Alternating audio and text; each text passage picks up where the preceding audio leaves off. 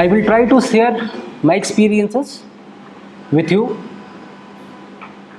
and I am very hopeful that my experiences as well as the experiences of my batchmates and my experiences as a faculty will definitely assist you in your forthcoming endeavor.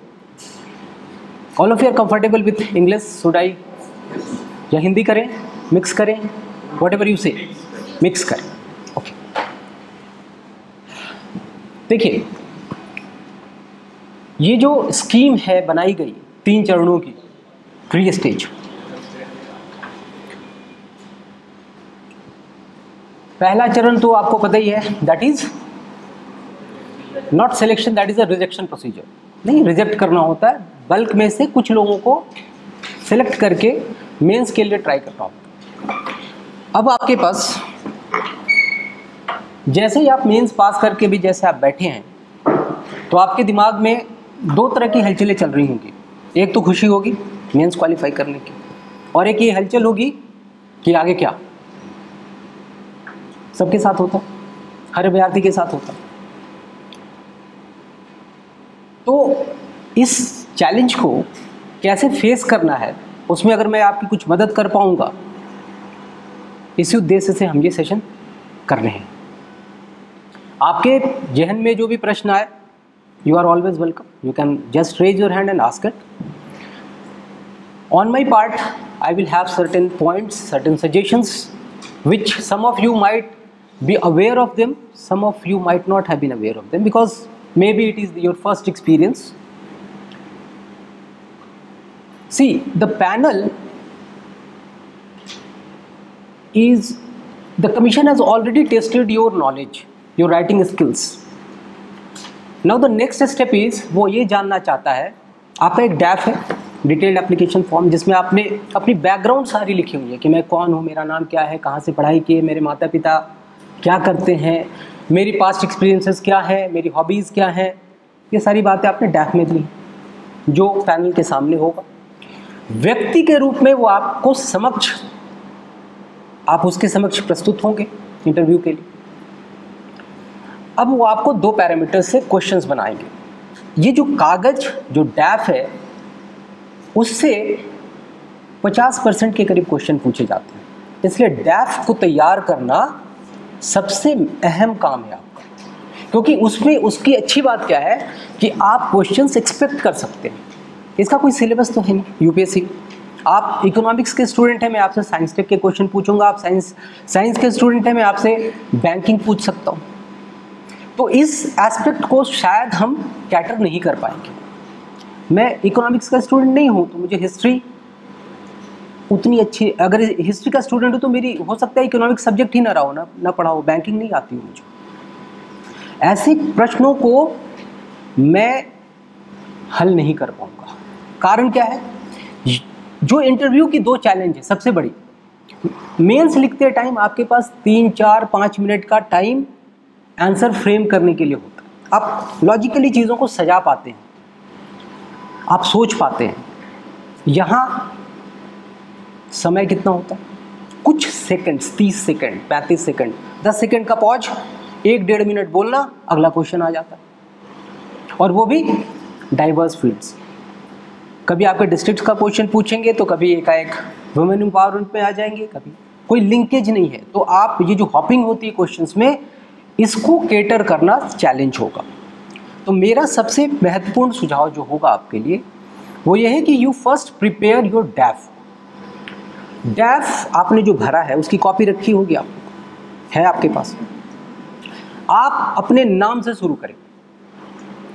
नाम, आपके नाम का क्या मतलब होता है, उसके कुछ पर्यायवाची शब्द, अगर आप हिंदी साहित्य के हैं, उसके पर्यायवाची शब्द भी 2-4 पढ़ के जाए, जान के जाए. उस नाम के कुछ इंपॉर्टेंट व्यक्तियों के नाम जान के जाए, लिख लें. क्योंकि जब आपके पास सोचने का समय कम होगा, तो आप एकाएक रिकॉल नहीं कर पाएंगे. पॉइंट्स बनाएं, बुलेट पॉइंट्स में बनाने हैं सब कुछ.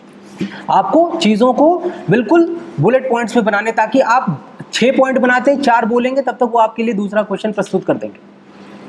तो आप क्या करेंगे कि नाम से शुरू किया, फिर आप आए अपने एजुकेशनल क्वालिफिकेशन पे। कई बच्चों के ऐसे केसेस हैं जिनके फर्स्ट अटेम्प्ट में हो गए। यहाँ पर कोई बच्चा ऐसा हो जिसके फर्स्ट अटेम्प्ट में हो गए, ठीक है, बहुत अच्छा, बहुत बढ़िया। उनसे कम सवाल बनेंगे। जिनके गैप आ गए, ऑब्वियस सी बात है, तो पूछा जाएगा आप क्यों असफल हुए। एक क्वेश्चन ये बनेगा, नोट करें इसको, उत्तर बताएं। क्या बताएंगे आप जैसे कौन सा आपका अटेम्प्ट कौन सा था? आपका पहला था। आपका क्या था? थर्ड। बताएं क्या आपसे अगर ये प्रश्न मैं पूछूं कि पिछले 2 अटेम्प्ट में क्या रहा आपका, और आपको क्या लगता है असफलता का क्या कारण था? मेरा बैकग्राउंड कॉमर्स है, साइंस एंड टेक में थोड़ा सा साइंस टेक कमज़ोर पड़ता था। तो इस बार आपने क्या ऐसा किया कि इस बार आप सक्सेसफुल हो गए? सर उसको मैं शुरू से कंटिन्यूसली रिवाइज किया और कुछ बेसिक फैक्ट्स को देखा कि प्रीवियस क्वेश्चंस को पढ़ा कि कहाँ से बेसिक ज़्यादा क्वेश्चन करते हैं, तो मैं उस पर काम किया। आपका कौन सा अटेम्प्ट था? Second attempt. कौन सा सब्जेक्ट था आपका? जी, अच्छा। तो सेकेंड अटेम्प्ट क्यों लगा आपको? प्रीलिम्स ही नहीं हुआ था। तो इस बार क्या किया आपने? प्रीलिम्स हो गया, उत्तर सोच रखा है इसका उत्तर सोच रखा है, आपने तैयारियां शुरू कर दी होंगी ना? एक्स्ट्रा समय कैसे दिया, मतलब ज़्यादा पढ़ाई की? आपका बैकग्राउंड क्या है? इंजीनियरिंग है, और सब्जेक्ट आपका था सोशियोलॉजी। सोशियोलॉजी क्यों चुना?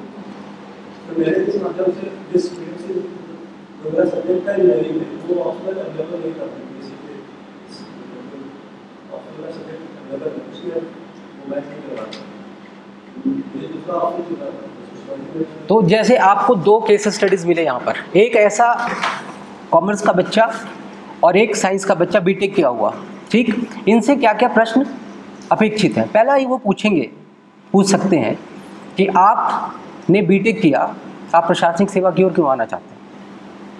और अगर मान लीजिए आप किसी प्रतिष्ठित संस्थान से हैं, जैसे आप आईआईटी से हैं या एनआईटी से हैं, जिसमें भारत सरकार पैसे लगाती है आपके पढ़ाई पे, तो आपका एक प्रश्न बनता है कि क्या आपने उस अवसर को जो आपको प्रदान किया गया था मिसयूज नहीं कर रहे? क्या उत्तर होगा आपका इस पर?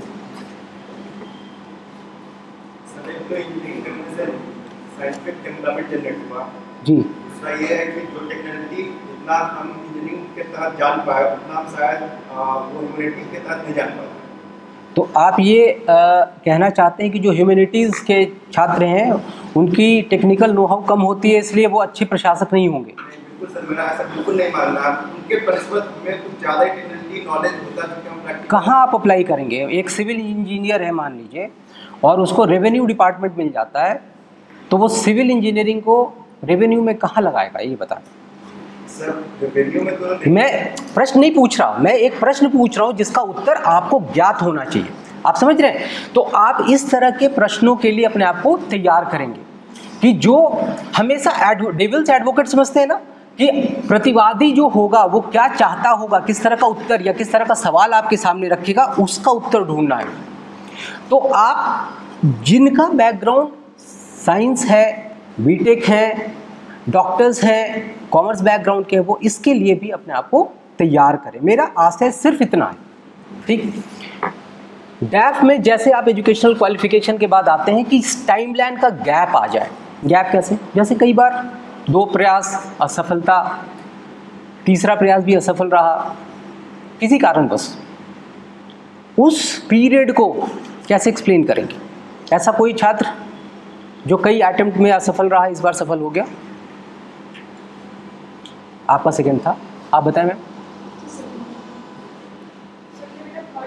जी,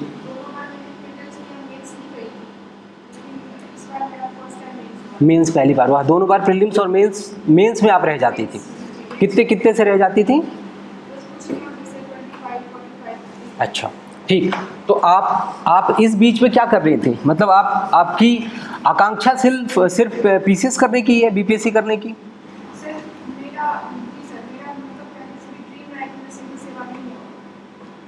प्रशासन में नहीं। तो ऐसा आप क्या करेंगे प्रशासनिक अधिकारी बन के, जो आज तक के अधिकारी नहीं कर पाए?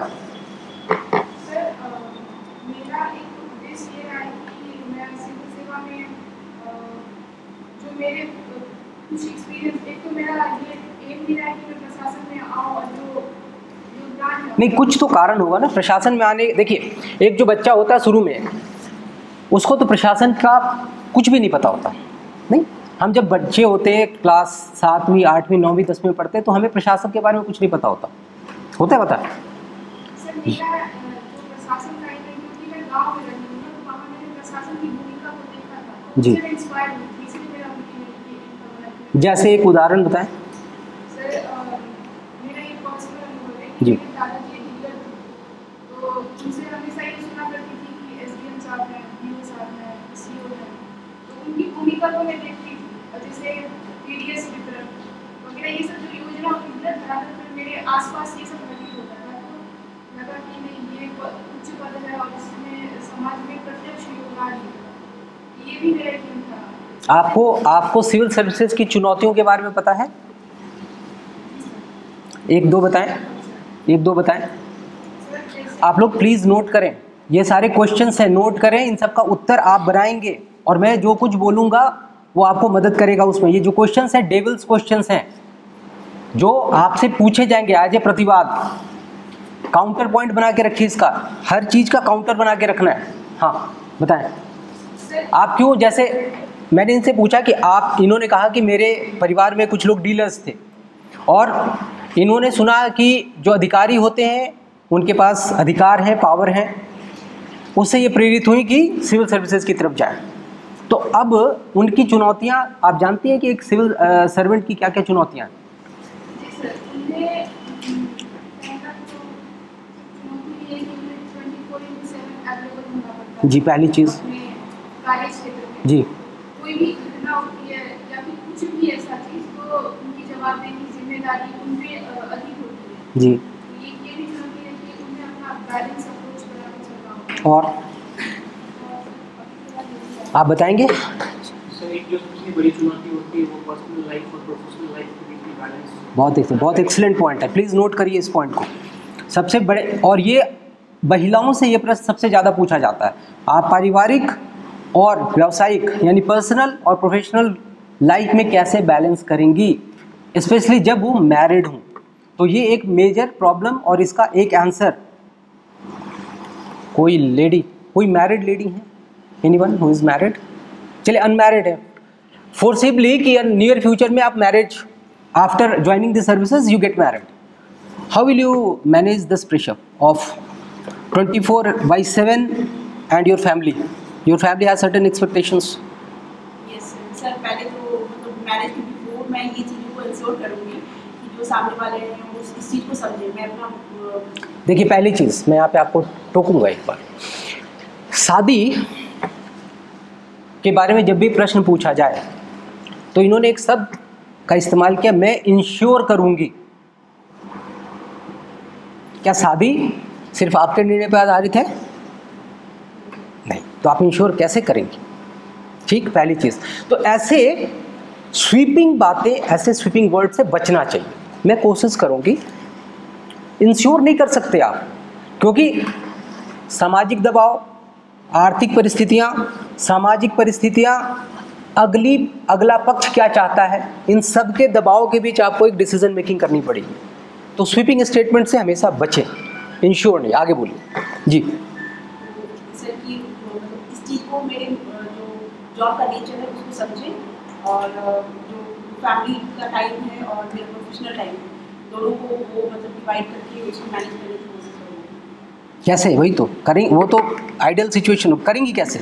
आप ऐसे क्या कदम उठाएंगे, यही प्रश्न है, स्पेशली महिलाओं के लिए ये प्रश्न बहुत अहम है कि आप शादी के बाद, क्योंकि हमारे समाज जो है, हमारा जो भारतीय समाज है, वो अभी भी उस रूढ़िवाद से ऊपर नहीं उठा कि महिलाओं का काम घर गृहस्थी देखना है।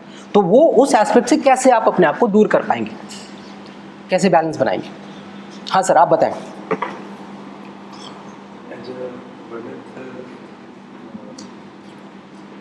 आप अपनी, मतलब आपकी वाइफ अगर सिविल सर्वेंट हो तो आप कैसे हैंडल करेंगे इस सिचुएशन को? आप मदद करेंगे या टांग खिंचाई करेंगे? कैसे? सर पहले रोटी बनाएंगे आप खुद? अच्छा, हाँ बताएं बताएं। सर कि मतलब एक कॉमन पॉइंट देखेंगे जहाँ पर हम दोनों का इंटरेस्ट मैच करते हैं, और उसको और देखेंगे कहाँ पर डिफरेंसेस आ सकती है। मज़ा नहीं आया, सोचिए। और यस मैम, आप बताएं। Post marriage how will you manage? और ये प्रश्न जिससे पूछ रहा हूँ उसके लिए नहीं है sir, please this is a pondering question. आपको अपने आप को लिखिए और उसके 2-4 हमेशा बुलेट पॉइंट्स में लिखिए। आप इसका वो पूरा विस्तार पूर्वक ना लिखिए, 3-4 बातें लिखिए, उतना ही समय होगा आपके पास।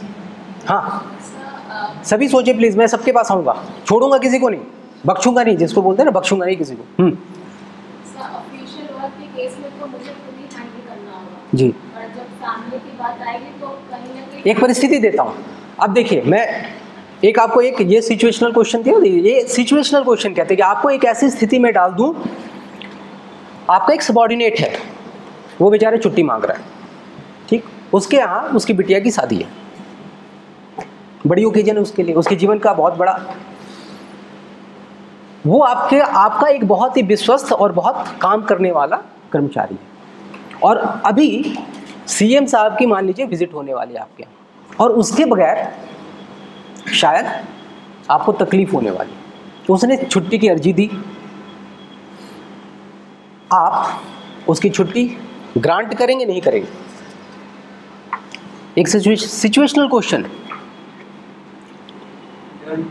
करेंगे तो नौकरी खतरे में डालेंगे अपनी, कोई काम फंस गया, ऐसे नहीं।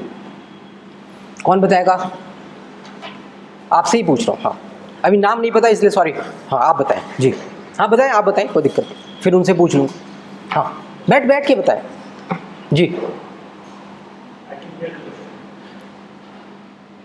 The question is, there is a employee, you are the boss, he is a subordinate employee, he is asking for a leave, right, for his daughter's marriage, right, and there is an expected visit of the CM in your area, and you direly require his engagement in that particular function. So how will you cope up with this situation? Will you grant him leave? You will not grant him leave? If you grant, what will be the backup plan? Tell me. Sir, as an individual, हाँ, you are. as an individual, everybody has their social as well as their responsibility towards their job. So in this particular case, the person is required to be present at his daughter's marriage. So in that case, I will try to find some backup for that particular job, because that particular occasion is very rare. And How many of you will deny his leave? Please raise your hand. How many of you will deny his leave? You will deny? Anyone else? Ma'am, what will you do? आप लोग आगे बैठ जाए ना, क्यों इतने दूर बैठने की क्या जरूरत है? You are not back benches. All of you are, I mean, you all are successful candidates. आप आगे बैठिए आराम से, थोड़ा इधर खिसक के बैठिए। कोविड खत्म हो गया, you all can be visible to me. It will be better. ना? इसको इसीलिए बोल सकते हैं कि जैसे उसकी बेटी की शादी है, जी।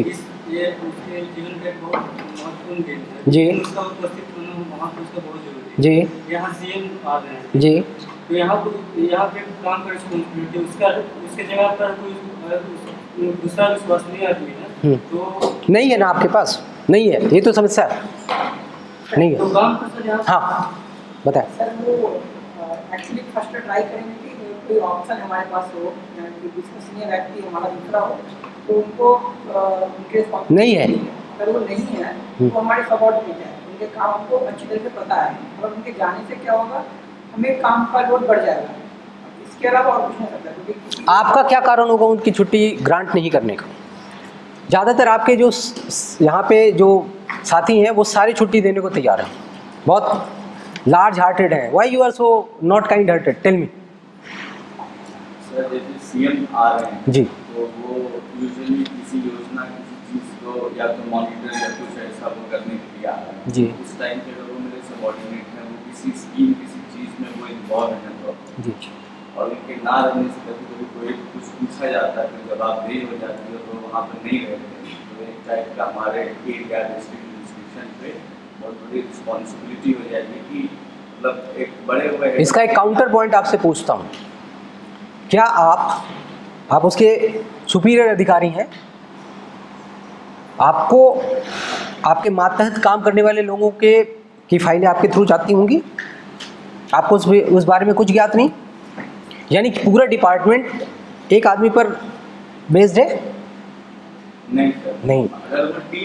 मैं समझ गया। तो मैं यहाँ पर एक सजेशन देना चाहूँगा, इस तरह के जब प्रश्न आएंगे तो आप सॉफ्ट स्किल्स टेस्ट कर रहे हैं आपकी, ठीक, कि आप अपने सबॉर्डिनेट्स को कैसे हैंडल करते हैं, कैसे टैकल करते हैं। बिटिया की शादी वन टाइम होगी, उसकी सीएम साहब की विजिट मल्टीपल टाइम्स हो सकती है, कई बार हो सकती है, क्योंकि एक ऐसी परिस्थिति जनित हुई है जिसमें कि उसकी लाइफ का एक बहुत महत्वपूर्ण मुद्दा है बिटिया की शादी। अगर कोई दूसरा मुद्दा होता तो शायद हम उसकी लीव को छोटा करने, कम करने, टालने, जैसे घूमने जा रहा हूँ टालने की कहेंगे कि आप सीएम की विजिट के बाद ले लें, छुट्टी दे देंगे आपको। क्योंकि ऐसा मुद्दा है, सॉफ्ट स्किल टेस्ट करने के लिए क्वेश्चन पूछा गया है, आप इसमें नकारेंगे नहीं उसकी छुट्टी। आप कोशिश ये करेंगे कि आप एक पैरेलल किसी बंदे को, हो सकता है वो उतना काम, उसको उस सब्जेक्ट का उतना पता ना हो, साथ में आप खुद इन्वॉल्व होंगे, क्योंकि आपकी भी जिम्मेवारी है सीएम की विजिट को सक्सेसफुल कराना, सिर्फ उस बंदे की जिम्मेवारी नहीं है। तो इसलिए मैं बीइंग द लीडर, आप सुपीरियर हैं तो आप लीडर भी हैं, आपको लीडर के रोल और सॉफ्ट स्किल टेस्ट करने के लिए क्वेश्चन पूछा गया था, उसमें आपको सफल होकर दिखाना है, न कि असफल होकर। आप कुछ कह रहे हैं? लंबा आंसर अच्छा होगा सर? इतना टाइम ही नहीं मिलेगा, वो आप जैसे पूछेंगे एक आध बातें पूछ के आपकी वो आपका चरित्र चित्रण आ जाएगा उनके सामने। कैसे समझ पाएंगे? आपको समझने की जरूरत नहीं है, वो खुद समझ रहे हैं। आपको क्यों समझाएंगे वो? हमारे आंसर से बोर हो रहे हैं, हमें चुप हो जाना चाहिए, ऐसा कुछ। सर ऐसे डायरेक्ट बोलते हैं सर ग्रांट करते हैं, तो वो पूछेंगे क्रॉस क्वेश्चन, क्योंकि इस पे दो मत हो सकते हैं ना। देखिए उनका मत और मेरा मत अलग अलग है, तो इस पर पूछेंगे आपसे, तो जिसमें दो आंसर होंगे, ज़्यादातर सब्जेक्टिव क्वेश्चंस होंगे, और उसमें आप दोनों पक्षों का उत्तर देने के लिए तैयार रहें। जैसे अभी यूसीसी का मामला बहुत चर्चा में है, या वन नेशन वन इलेक्शन का मुद्दा। अब इस पे अलग अलग पार्टियां, अलग अलग लोग अलग अलग मत रखते हैं। तो आपसे जब इस तरह के प्रश्न पूछे जाएं जिसमें सब्जेक्टिविटी इन्वॉल्व हो, तो आप दो तीन मुद्दे उस पक्ष के, दो तीन मुद्दे इस पक्ष के, आप बैलेंस करके कि भाई अगर ऐसा करते हैं तो ये होगा। लेकिन अगर आपको पैनल फोर्स कर दे कि नहीं आप इनमें से कोई एक चुनिए, तो आप एक चुनेंगे और उसके पीछे का तर्क देंगे। वो सहमत होते हैं, असहमत होते हैं, इस पर आपका कोई जोर नहीं है, और ना आपको उसकी चिंता करनी चाहिए। वो इसके लिए नहीं बैठेगी क्योंकि आपके उस मत से उनके सेहत पे कोई फर्क नहीं पड़ रहा। So what is important is what you say should be backed up by logical reasoning, that is more important than what you say. Sir जैसे ये सवाल था, इसका उत्तर कैसे दे सकते हैं कि मतलब जस्टिफाई करते हुए कि मैं छुट्टी ग्रांट करूँगा, और उसमें मैं ये तर्क ये दे सकता हूँ कि जैसे इमोशनल इंटेलिजेंस एक पब्लिक सर्वेंट की वैल्यू है। बिल्कुल सही, जो कि मैंने एथिक्स जान के यहाँ पर नहीं, क्योंकि कुछ बच्चे तो सिविल के होंगे, कुछ बीपीएससी में एथिक्स नहीं पढ़ना होता, ठीक है, तो इसीलिए मैंने वो टर्म आपको इंट्रोड्यूस किया। बहुत अच्छा, अगर आप ये डाल पाएंगे तो बहुत ही अच्छा हो। इमोशनल इंटेलिजेंस, सॉफ्ट स्किल्स, ये सारे वर्ड अगर आप डालेंगे तो आपका उत्तर और बेहतर हो जाएगा। बहुत अच्छा। और बोलिए, आप कुछ कह रहे थे आगे? एक सेकंड आता हूँ जी। जैसे वो मेरे सबऑर्डिनेट है, काफी इंपॉर्टेंट सबऑर्डिनेट जी, जिनकी सर्विस मुझे आगे भी चाहिए। एक तो हमें सबऑर्डिनेट सीनियर नहीं बोलना चाहिए, सहयोगी बोलना चाहिए, ठीक है, वो हमें सहयोग प्रदान करते हैं। कई ऑफिसर्स इस बात को लेकर के बहुत आपत्ति जताते हैं कि आप किसी को सबऑर्डिनेट समझते हैं। वो सहयोगी है आपका, आपको मदद कर रहा है, आपकी 10 फाइलों में से 3 फाइलें वो आप तक पहुंचाता है, तो वो आपका सहयोगी है। सहयोगी शब्द अच्छा रहेगा जी। जैसे लोग मेरे बहुत सहयोगी हैं, जी, तो उनकी जरूरत मुझे आगे भी पड़ेगी, और उनकी लाइफ में once in a lifetime opportunity, जैसा आपने कहा, वो हो रहा है। तो इसमें मैं ये कर सकता हूँ कि मैं उनको 2 दिन पहले, शादी से पहले बुला करके सारी डिटेल डिस्कस करके, मे बी ओवरनाइट करके, ताकि उनकी ज़रूरत नहीं हो, और इनकेस अगर बैकअप प्लान बनाना चाहते हैं। इसका एक मतलब, इतनी बातें बोलने का तो शायद मौका ना मिले, तो मैं एज एन एडमिनिस्ट्रेटर ये चाहूँगा कि मैं उसका कुछ बैकअप बना लूँ, कुछ खुद जान लूँ, महत्वपूर्ण तथ्य अपने पास भी रख लूँ, और कुछ एक पैरेलल किसी बंदे को भी प्रस्तुत करूँ जो उस बैकअप प्लान तैयार करूँगा। This is the bottom line. तीसरी चीज़, तो हमने एक अभी तक जो चर्चा हुई उससे क्या point, what are the take away points?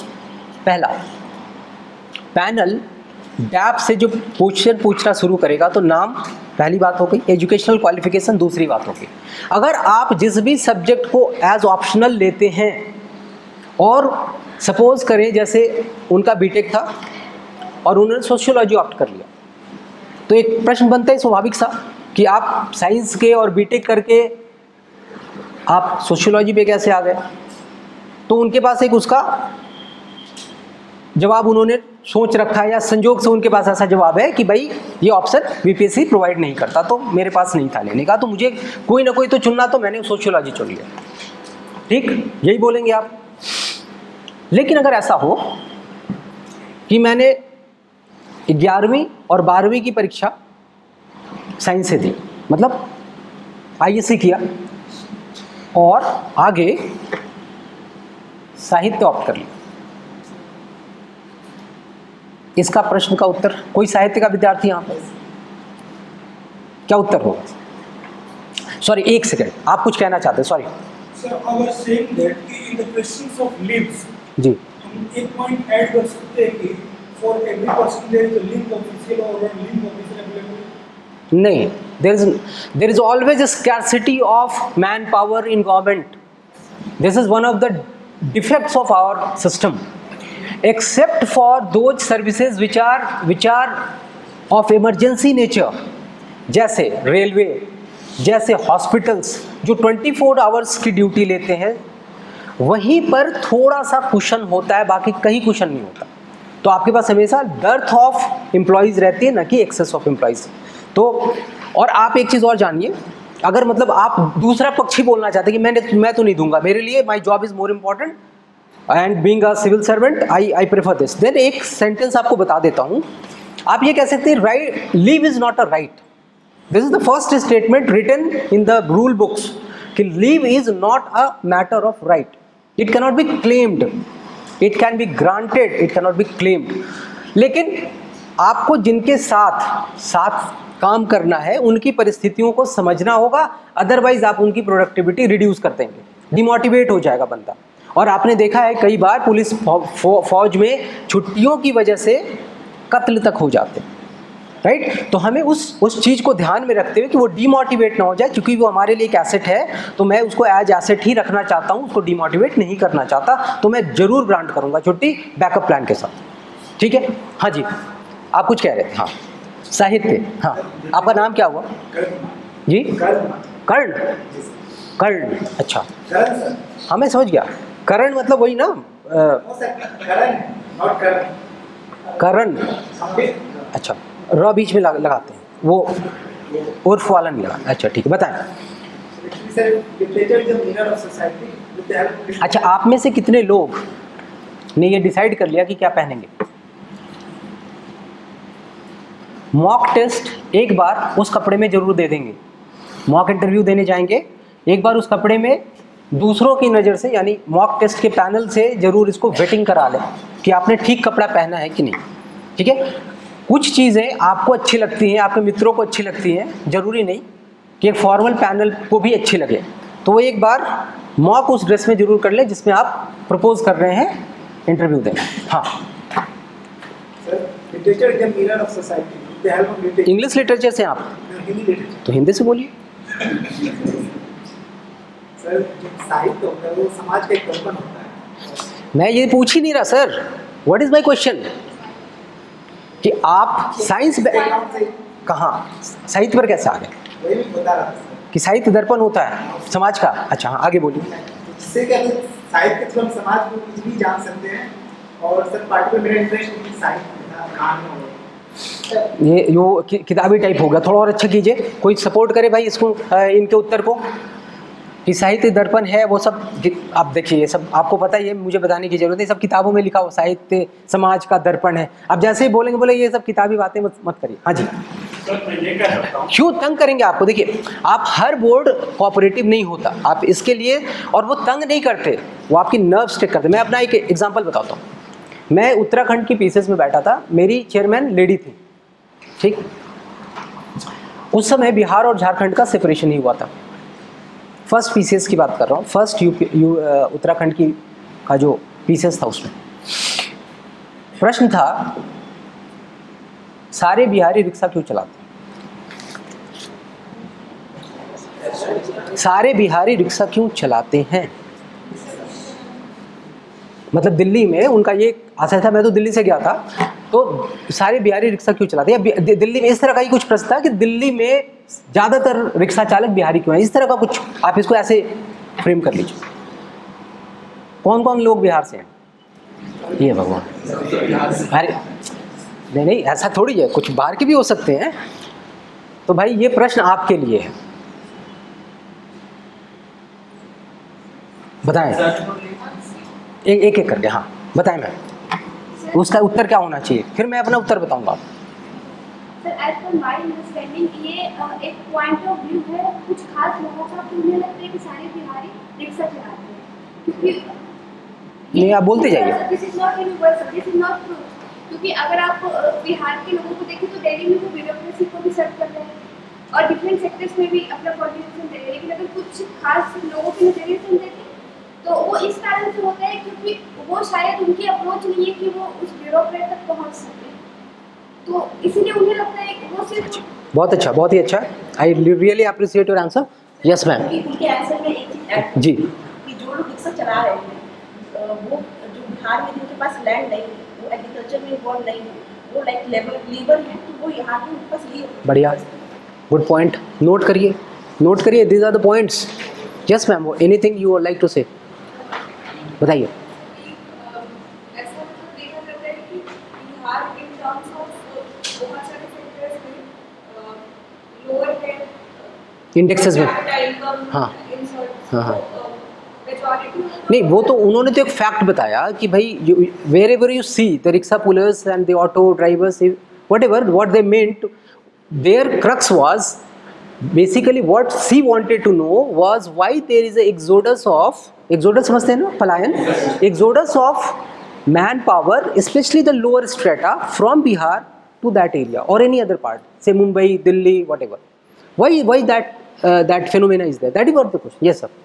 Sir जो डिफरेंट सेक्टर है इनकम के सोर्स में जी, बिहार में जैसे इंडस्ट्रीज वगैरह जो, मेरा सुनिए, आप जितना टाइम लगाएंगे पृष्ठभूमि बनाने में उतना टाइम ही नहीं देंगे आपको। आप समझिए, आपसे 20 क्वेश्चन है, 20 मिनट का इंटरव्यू चलना, 20 से 25 मिनट का, राइट।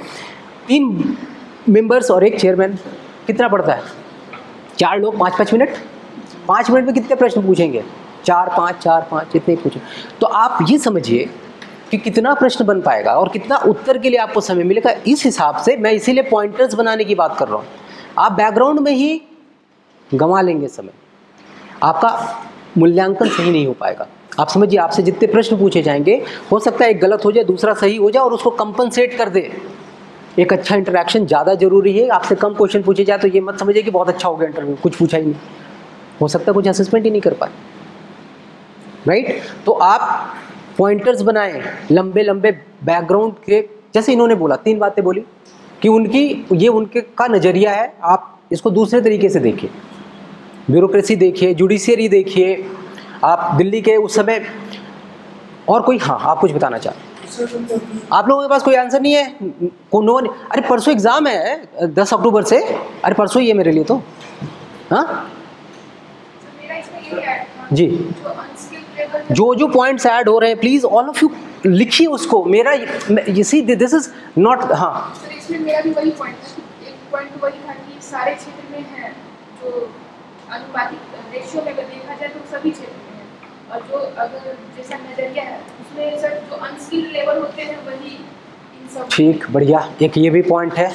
हाँ जी, crux of question is why Bihar is backward, and number 1 administrative policy like flight equalization policy of 1953. Next one is political reason like caste politics in Bihar. Another is environmental factor that is flood and drought, and these all combines to make the Bihar a backward state. Hence, why are you yourself acknowledging that Bihar is a, you see, मेरा perspective समझिए। मैं अगर ये बिहार में बिहार की interview हो रही है, आपके लिए दिक्कत नहीं है कि इसको एक्नॉलेज करना कि बिहार बैकवर्ड है, ठीक। जब आप यूपीएससी में बैठे होंगे या उत्तराखंड में बैठे होंगे, why should you acknowledge yourself कि मेरा स्टेट बैकवर्ड है। Why should you from your own mouth से दिस? वी शुड, ठीक है पता है इंडाइसेस खराब हैं, वो तो सबको दिख ही रहा ना, मैं अपनी तरफ से उनको क्यों काउंटर पॉइंट दूंगा, राइट? आप जो कह रहे हैं उसमें उसका निचोड़ बताइए बस। बैकग्राउंड मैंने आप लोगों को बार बार डिजिस्ट कर रहा हूं कि आप लंबा न करें चीज़ों को, पॉइंट वाइज बताएं।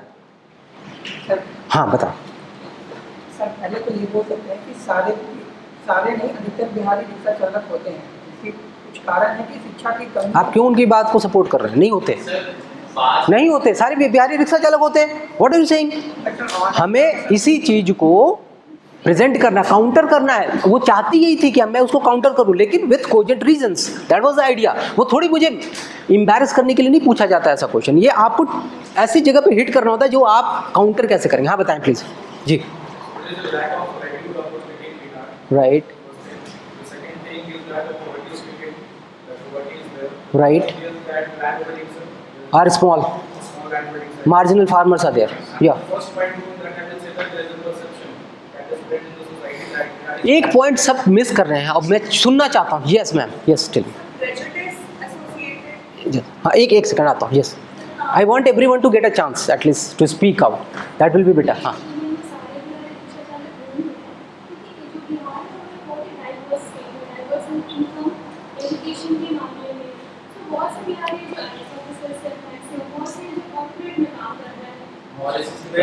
भी है और सर हमारा कल्चर भी रहा है सर, जब ये मीडिया मजदूर सर पास में मॉरिशस वगैरह सर यहाँ पे नहीं बोलेंगे, आप उन्हीं की बात को सब्सटेंशिएट कर रहे हैं।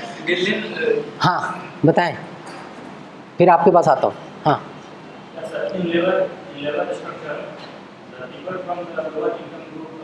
नो नॉट दिस, मैं एक लाइन सुनना चाहता हूँ जो आप बोल नहीं रहा, कोई भी नहीं बोला, आप बोले।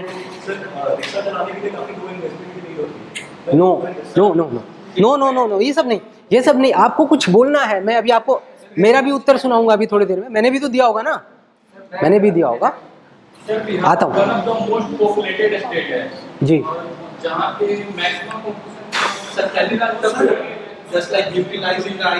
Beholder, अच्छा, beauty lies in the eyes of beholder, as he said. हाँ. Due to भोजपुरी films, हाँ. ऐसा देखा गया कि दिल्ली में सर जो भी रिक्शा चलाता है उसको बिहारी ही बोलते हैं, irrespective of the lack of career opportunity. पीछे मैम आप बताएंगी, you wanted to say.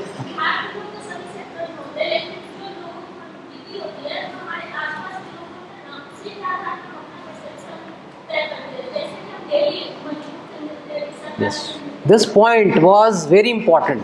क्यों पता है क्या? आप कितने आईएएस से मिल पाते हैं, कितने आई से मिल पाते हैं? रोड पे चलते हैं तो विजिबिलिटी किसकी ज़्यादा है, राइट? आपको सबसे पहली बात जो काउंटर करनी है उनकी कि सर ये परसेप्शन जो बना है because of the larger visibility of the down trodden population of Bihar, right? जो मजदूर दिखता है, जो जिनसे आमतौर पर वास्ता पड़ता है, कितने जज से आप मिल पाते हैं, कितने आईएएस ऑफिसर से मिल पाते हैं, कितने DCPs? Fortunately enough that time 6 DCPs of Delhi were from Bihar, 6 DCPs out of 7, can you imagine? तो मैंने पहला बात यही पहली चीज़ जो उन्होंने बोला मैंने भी यही बोला, मैंने 3 बातें उनको बोली। पहली चीज़ कि विजिबिलिटी जिनके साथ हमारा फर्स्ट इंटरेक्शन होता है वो ऐसे ही लोग हैं जो दिखते हैं, जो हायर स्टेट ऑफ सोसाइटी उनसे इंटरेक्शन नहीं होता तो हमें लगता है वो है ही नहीं, नॉन एग्जिस्टेंट दिखते हैं, है नहीं। दूसरी चीज़, लाइफ थ्रेटनिंग सिचुएशन अगर किसी स्टेट में हो तो वहाँ के लोग एक्सोडस करेंगे लाइफ सेव करने के। उस समय वहाँ की परिस्थितियाँ कुछ ऐसी थी, एनार्की कुछ ऐसी थी, एडमिनिस्ट्रेशन कुछ ऐसा था कि लोग नहीं रहना चाहते, उतनी पैसे में बाहर रहेंगे अपनी सिक्योरिटी के लिए। तो अगर लॉ एंड ऑर्डर किसी एडमिनिस्ट्रेशन की खराब हो जाए तो लोग एक्सोडस करते हैं, छोटे ही काम के लिए क्यों ना करना पड़े। अदरवाइज लोग अच्छी अपॉर्चुनिटीज़ के लिए बाहर जाते हैं। नॉर्मल ट्रेंड क्या देखा गया, आप नासा क्यों जाएंगे, यूएस क्यों जाएंगे? For better opportunities. अगर 30,000 रुपये मुझे अमेरिका में मिले और 30,000 इंडिया में मिले, 30,000 इंडिया में प्रेफर करूँगा। Got my point? तो अच्छी अपॉर्चुनिटीज़ के लिए लोग एक्सोडस करते हैं, खराब अपॉर्चुनिटीज़ के लिए तब करते हैं जब life is at stake. Third point, fourth point क्या, फिर मैंने अपनी इस बात को कहा कि ma'am to validate my point you have, this is the example that you have, that so many people in Delhi itself as you said are at the apex level of police administration, so you can just yes वो तो perception, मैंने बोला नहीं perception है, मैंने word use किया ना, मैंने बोला परसेप्शन है, दिखती विजिबिलिटी उनकी ज़्यादा है। मैं जब ऑटो पकड़ता हूँ तो पता चलता वही आ गया, ठीक, रिक्शा पकड़ता हूँ तो वही आ गया, लेकिन क्या हर जगह मेरी विजिबिलिटी कितने, मैंने पहला लाइन क्या बोला कि क्या मैं हर दिन IAS ऑफिसर से मिल पाता हूँ, जजेस से मिल पाता हूँ, DCP से मिल पाता हूँ, नहीं मिलता। तो मुझे लगता है उनकी एब्सेंस है, कंप्लीट एब्सेंस है, विच इज़ नॉट करेक्ट।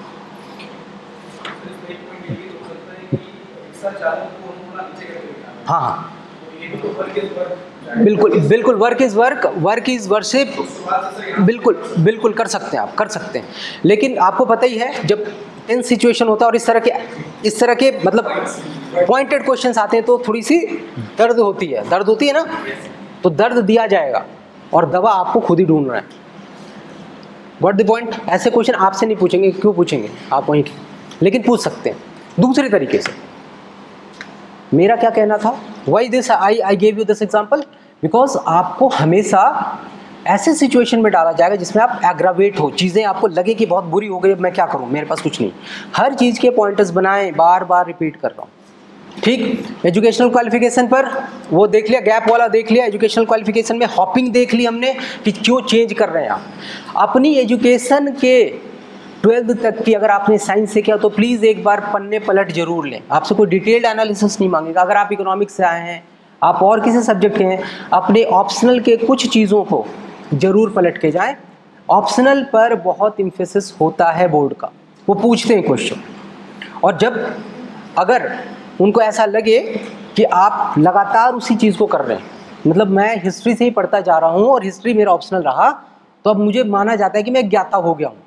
ज्ञाता तो बना ही देता है UPSC BPSC, तो आपको उस हिसाब से उसकी लेवल ऊपर करके एक स्टेप ऊपर के क्वेश्चन पूछे जाएंगे।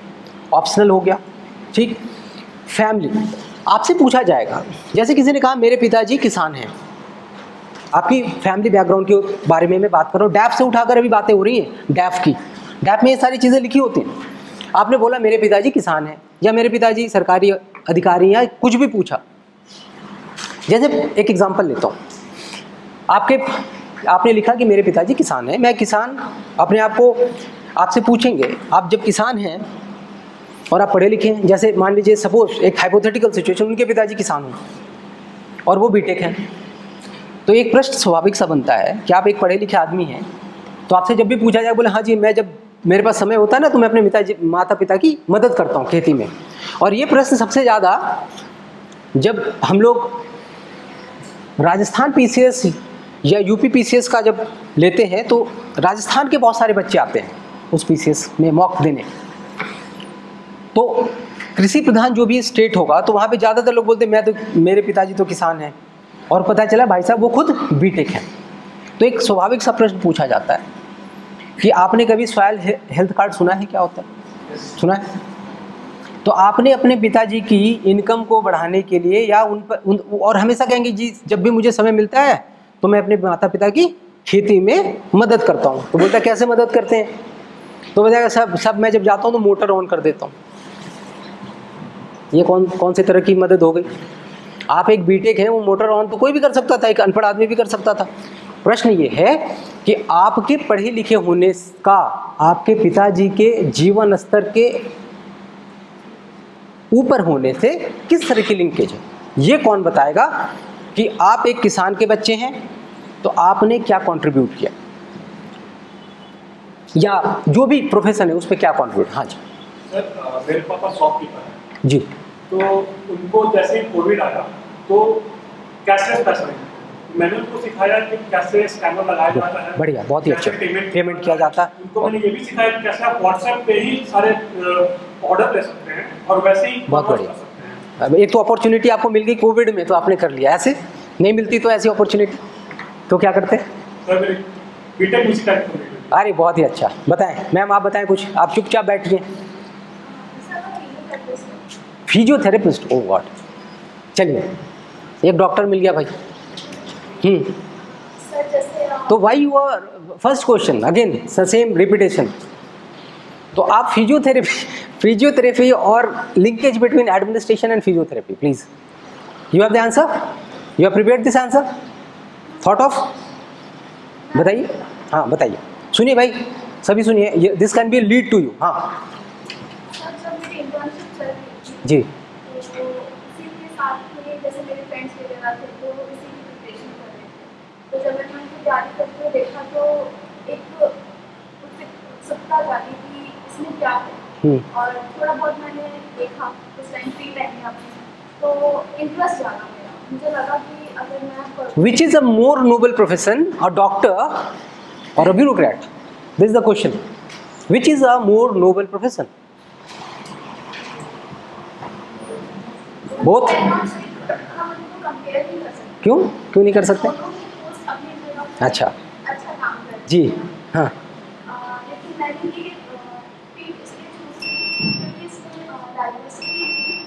और कहीं ना कहीं मुझे लगा कि मैं मेरा जो काम है वो एक लिमिटेड जगह पर कर पा रही हूँ, मैं चाहती थी उससे ज़्यादा मतलब काम करना। अच्छा, good answer, but still a stereotyped one. जिससे भी पूछा जाता है ब्यूरोक्रेट क्यों बनना चाहते हैं, तो पहला काम क्या बोलता है? Diverse opportunities. वो डाइवर्सिटी कोई बताएगा मुझे कि what is diverse about it? You will find for yourself when you join the services. Sir getting transfer out of department from one department कहाँ हो पाता? आपको जैसे एक बार कैडर अलॉट हो जाता है फिर तो वहीं रहते ना। लेकिन डिपार्टमेंट तो चेंज होते रहते हैं। हाँ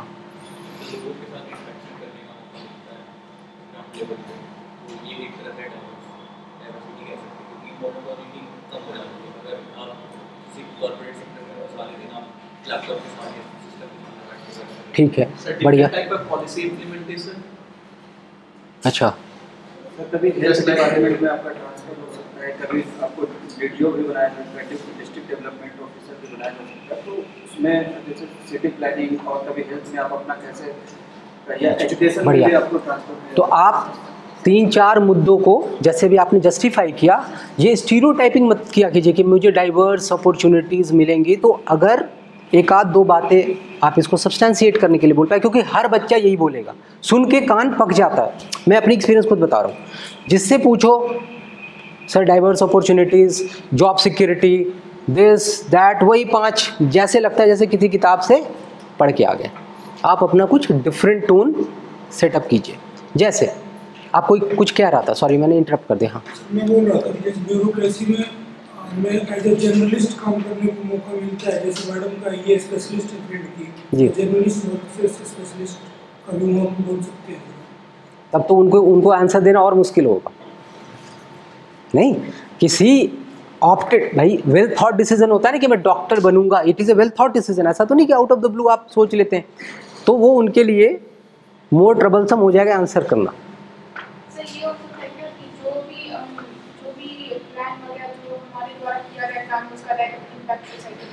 हाँ बिल्कुल, ये कह सकते हैं आप, ये कह सकते हैं 3-4 बातें आप कह सकते हैं। पहला, अगर मैं डॉक्टर हूँ तो मेरी अरीना ऑफ स्फीयर क्या है, या इस इन फील्ड ऑफ इन्फ्लुएंस आप जिसको कह सकते हैं, that field of influence is limited to patients only, right? While a bureaucrat has far more bigger outreach, first thing. Second thing कि डॉक्टरी एक स्टेज के बाद बहुत मोनोटोनस हो जाएगी because of this only, because मैं तो हमेशा या तो फिजियोथेरेपी में ही एक्सेल करूंगी, बट करूंगी तो फिजियोथेरेपी में ही करूंगी। यहाँ पर जैसा इन्होंने कहा कि मुझे डिपार्टमेंट्स को, डिफरेंट डिपार्टमेंट्स को सर्व करने का मौका मिलेगा, which will be always be a new challenge, and throughout the service career there will be challenges and I will be able to enjoy it. हाँ, आप कुछ कह रहे हैं? 1 सेकंड मैम। यस,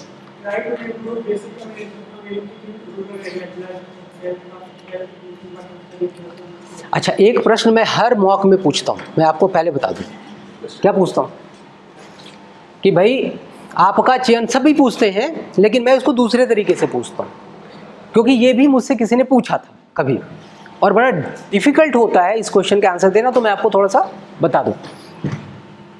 क्या आप कहते हैं कि भाई मैं आना चाहता हूं किस लिए? सेवा करने के लिए। देखिए, एक और चीज़ बोलेंगे आप, ये जॉब नहीं है, this is not a job, right. जो कॉर्पोरेट से शिफ्ट होके आए हैं, जो बीटेक वाले हैं, जो जिनकी कॉर्पोरेट बैकग्राउंड हो सकती है, मतलब ऐसे प्रोफेशनल एक्सपीरियंसेस हैं जिससे मैं कॉर्पोरेट को सर्व कर सकते हैं, आप उसमें बोलेंगे this is a service, term service has been used. So a part of the exercise that we undertake on 24/7 basis, a part of it is definitely service, because it influences, impacts directly or indirect large population throughout the state, district, wherever you are serving, depending on the impact that it is going to create. Social status बहुत गड़बड़ है. Social status के लिए मोदी जी ने, honourable prime minister, light हटा दिया. Social status के साथ एक क्रॉस क्वेश्चन बनता है. What is that? Social status also brings in a difference between the ruled and the ruler. Administration और सिटीजन के बीच एक गैप आ जाता है, तो that has to be curtailed, otherwise वो इंटरेक्शन नहीं हो पाएगा. Got the point? तो आप ये सोशल स्टेटस ना बोलें, जॉब सिक्योरिटी भी ना बोलें. अभी उन्होंने बोला था कि चूंकि आपकी रिस्पॉन्सिबिलिटीज़ बहुत हैं तो किसी भी दिन आप सस्पेंड और टर्मिनेट हो सकते हैं. ऑल्दो डिफ़िकल्ट है, लेकिन मुश्किल नहीं है, नामुमकिन नहीं है, राइट. तो जॉब सिक्योरिटी और सोशल स्टेटस ये सब चीज़ें ना बोले, अवॉइड करें. आप पॉजिटिव एस्पेक्ट बोलें जिन पे काउंटर क्वेश्चंस कम बने. मेरा बेसिक इम्फेसिस है काउंटर क्वेश्चन अवॉइड करें. ठीक. Social status, what is meant by social status of A bureaucrat? मतलब आप बीपीएससी कर गए, डिप्टी एसपी बन गए मान लीजिए, तो कैसे इंप्रूव हो गया? दहेज मिले कि ज़्यादा, ऐसे ही पूछेंगे. I tell you are inviting such questions कि आपकी सेलिब्रिटी बढ़ जाएगी, you will get more dowry. तो आप क्या बोलेंगे? मतलब you will get stuck, don't land up in such a situation जहाँ आप फंस जाए. वो सब मत बोलिए. एकदम सेफ न्यूट्रल आंसर जिसमें क्वेश्चंस ना बने, इसी की तैयारी करनी है, राइट. हाँ, अब ये जी सर, जैसे मल्टीपल डिपार्टमेंट्स और डाइवर्सिटी ऑफ वर्क की हम बात करते हैं, तो that is more associated with the post of sub divisional magistrate. ताकि अगर हम देखें, मैं समझ रहा हूँ आपकी प्रॉब्लम. हाँ, पुलिस वाला ही रहेगा, राइट. रेवेन्यू वाला ही है, वो चीज़ है. लेकिन आप जब आपको पता नहीं ना, आज के टाइम पे आप अपने आप को एसडीएम ट्रीट कीजिए, right. Because I don't know what rank I will get.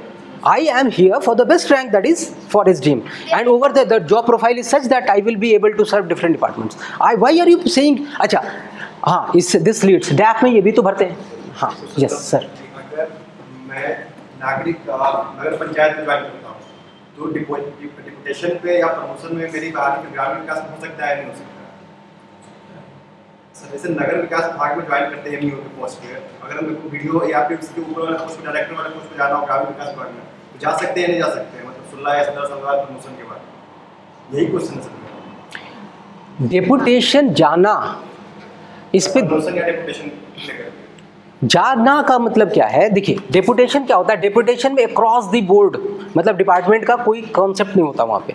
ठीक है. मान लीजिए एक आदमी किसी रेवेन्यू सर्विसेज का अधिकारी हो और वो डेपुटेशन पे हो सकता है कि पुलिस वाले में चला जाए, अगर वहाँ पोस्ट है. और वो डेपुटेशन में क्या होता है कि आपकी एक छोटी सी इंटरव्यू होती है, सुटेबिलिटी कम आपकी वो क्या कहते हैं उसको, सिलेक्शन कम सुटेबिलिटी देखते हैं. मतलब वहाँ वैकेंसी होनी चाहिए और आप उसके लिए सुटेबल पाए जाने चाहिए बाय द टीम. अगर आप हैं तो वो आपकी वो नहीं देखेंगे कि आप IRS ऑफिसर हैं कि IPS हैं या क्या है, तो आप जा सकते हैं. There is no hitch in that, right. हाँ, मैं बोलूँ अब? कोई प्रश्न नहीं अभी तक? इस वाले पॉइंट में हम सर एक और पॉइंट ऐड कर सकते हैं. किस वाले पे? पीछे वाले पे, डाइवर्सिटी वाले पे. हाँ, डाइवर्सिटी जी. कि हमें यहाँ पर एडमिनिस्ट्रेटिव डेवलपमेंट के जगह पर डेवलपमेंट एडमिनिस्ट्रेशन करने का मौका मिलता है. क्या अंतर होता है दोनों में? सर, डेवलपमेंट एडमिनिस्ट्रेशन मतलब हमें किस तरह डेवलपमेंट करना है उस पर ज़्यादा फोकस रहना चाहिए, बजाय कि एडमिनिस्ट्रेटिव डेवलपमेंट, यानी कि हमारा एडमिनिस्ट्रेशन कैसे सोचो. ये तो आप मैं कुछ इसको समझ नहीं पाया ढंग से. आप मतलब इसको कैसे जोड़ रहे हैं उस सर्विस से, सर्विस में ज्वाइन करने के लिए इसको कैसे जोड़ने नहीं समझ पाया मैं. मतलब सर कि जैसे हम ब्यूरोक्रेट बनते हैं जी, तो हमें ये आप एक तरह से ये कह रहे हैं कि जब मैं बनूंगा या बन रहा हूँ, इस प्रोसेस में हूँ, तो ये काम करूँगा, करने का मौका मिलेगा। हाँ, कह सकते हैं, बिल्कुल कह सकते हैं। तो एक क्वेश्चन बनता है जो मैं अभी पूछ रहा था, मैं हर बार पूछता हूँ, मैंने बोला ना हर बार पूछता हूँ। एक चीज़ सुनिए, आपसे पहले भी अधिकारी हैं और आपके बाद भी अधिकारी होंगे और आएंगे। तो क्या आप ये समझते हैं, आप जब ये बोलने लगते हैं ना कि हम डेवलपमेंट करेंगे, ये करेंगे, वो करेंगे, सड़कें खराब हैं, पहला प्रश्न पूछूंगा आपसे, देखिए ट्रैप कैसे बिछाया जाता है। पहले पूछूंगा आप कहाँ से बिलोंग करते हैं, तो आप बताएंगे कि साहब मैं दरभंगा से हूँ, मान लीजिए। तो दरभंगा में कितनी क्या क्या समस्याएं हैं, तो पहले आपसे पूछ ली, समस्याएं आपके मुंह से बुलवा लिया। क्या आपने बोला जी सड़कें खराब हैं, ये खराब है, वो खराब है, 3-4 चीज़ें बोलेंगे ना, समस्याएं बताएंगे कि महिलाओं की समस्या है, लॉ एंड ऑर्डर की प्रॉब्लम है, ये प्रॉब्लम है। अच्छा, आपने जैसे ये इंगित किया, अब मैं क्या पूछूंगा, आप क्या ये सजेस्ट करना चाहते हैं कि वर्तमान के अधिकारी कर्मठनी,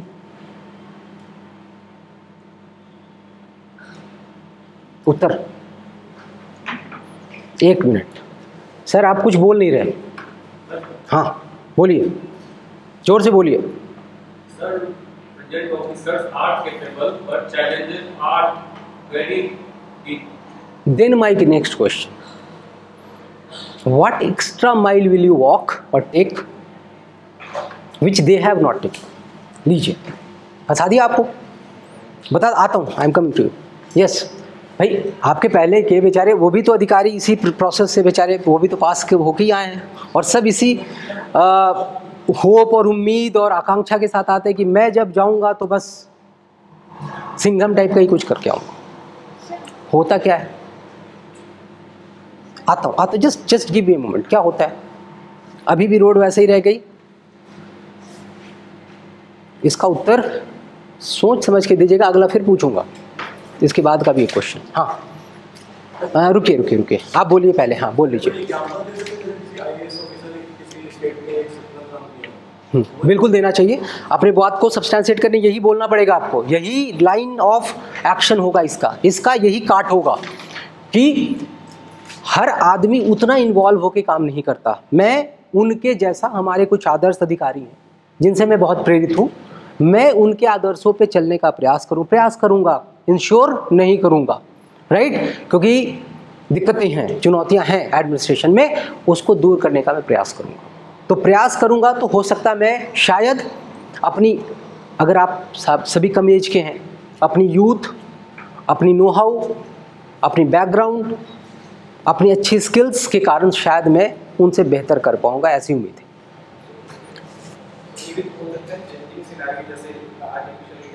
यस, गुड, कि उनके टाइम पे वो नहीं था, अब आ गया, ये एडेड टूल्स है, आर्टिफिशियल इंटेलिजेंस है। तो करप्शन को चेक करने के लिए, जैसे पीछे डेवलपमेंट नहीं होने का एक मुख्य कारण क्या था, करप्शन। One is corruption.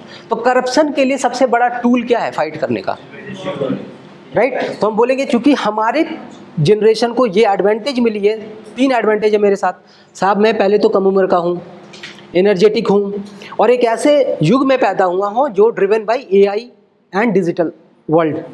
तो मैं इन टूल्स की मदद से कोशिश करूँगा कि जो एलोकेशंस होते हैं उसका प्रॉपर यूटिलाइजेशन हो, और फिर मुझे नहीं लगता किसी कारण कि मैं नहीं कर पाऊँगा। जी, apart from taking this steps, अगर हम कोई स्टेप लेते हैं तो we will try to ensure कि वो उतने दिन के लिए फंक्शन ना हो जब तक I am in this service. I will try कि आगे कंटिन्यूटी बनी रहे। आप लेकिन आफ्टर न्यू ऑफिसर्स का तो वो आप पाथवे तैयार करेंगी और बोलेंगी, आप जरूर ये चीज़ जरूर बोलेंगी। आप बोल सकती हैं, बढ़िया बोल सकती हैं, बोलिए, मुझे इसमें कोई आपत्ति नहीं, मुझे नहीं लगता किसी को आपत्ति होनी चाहिए।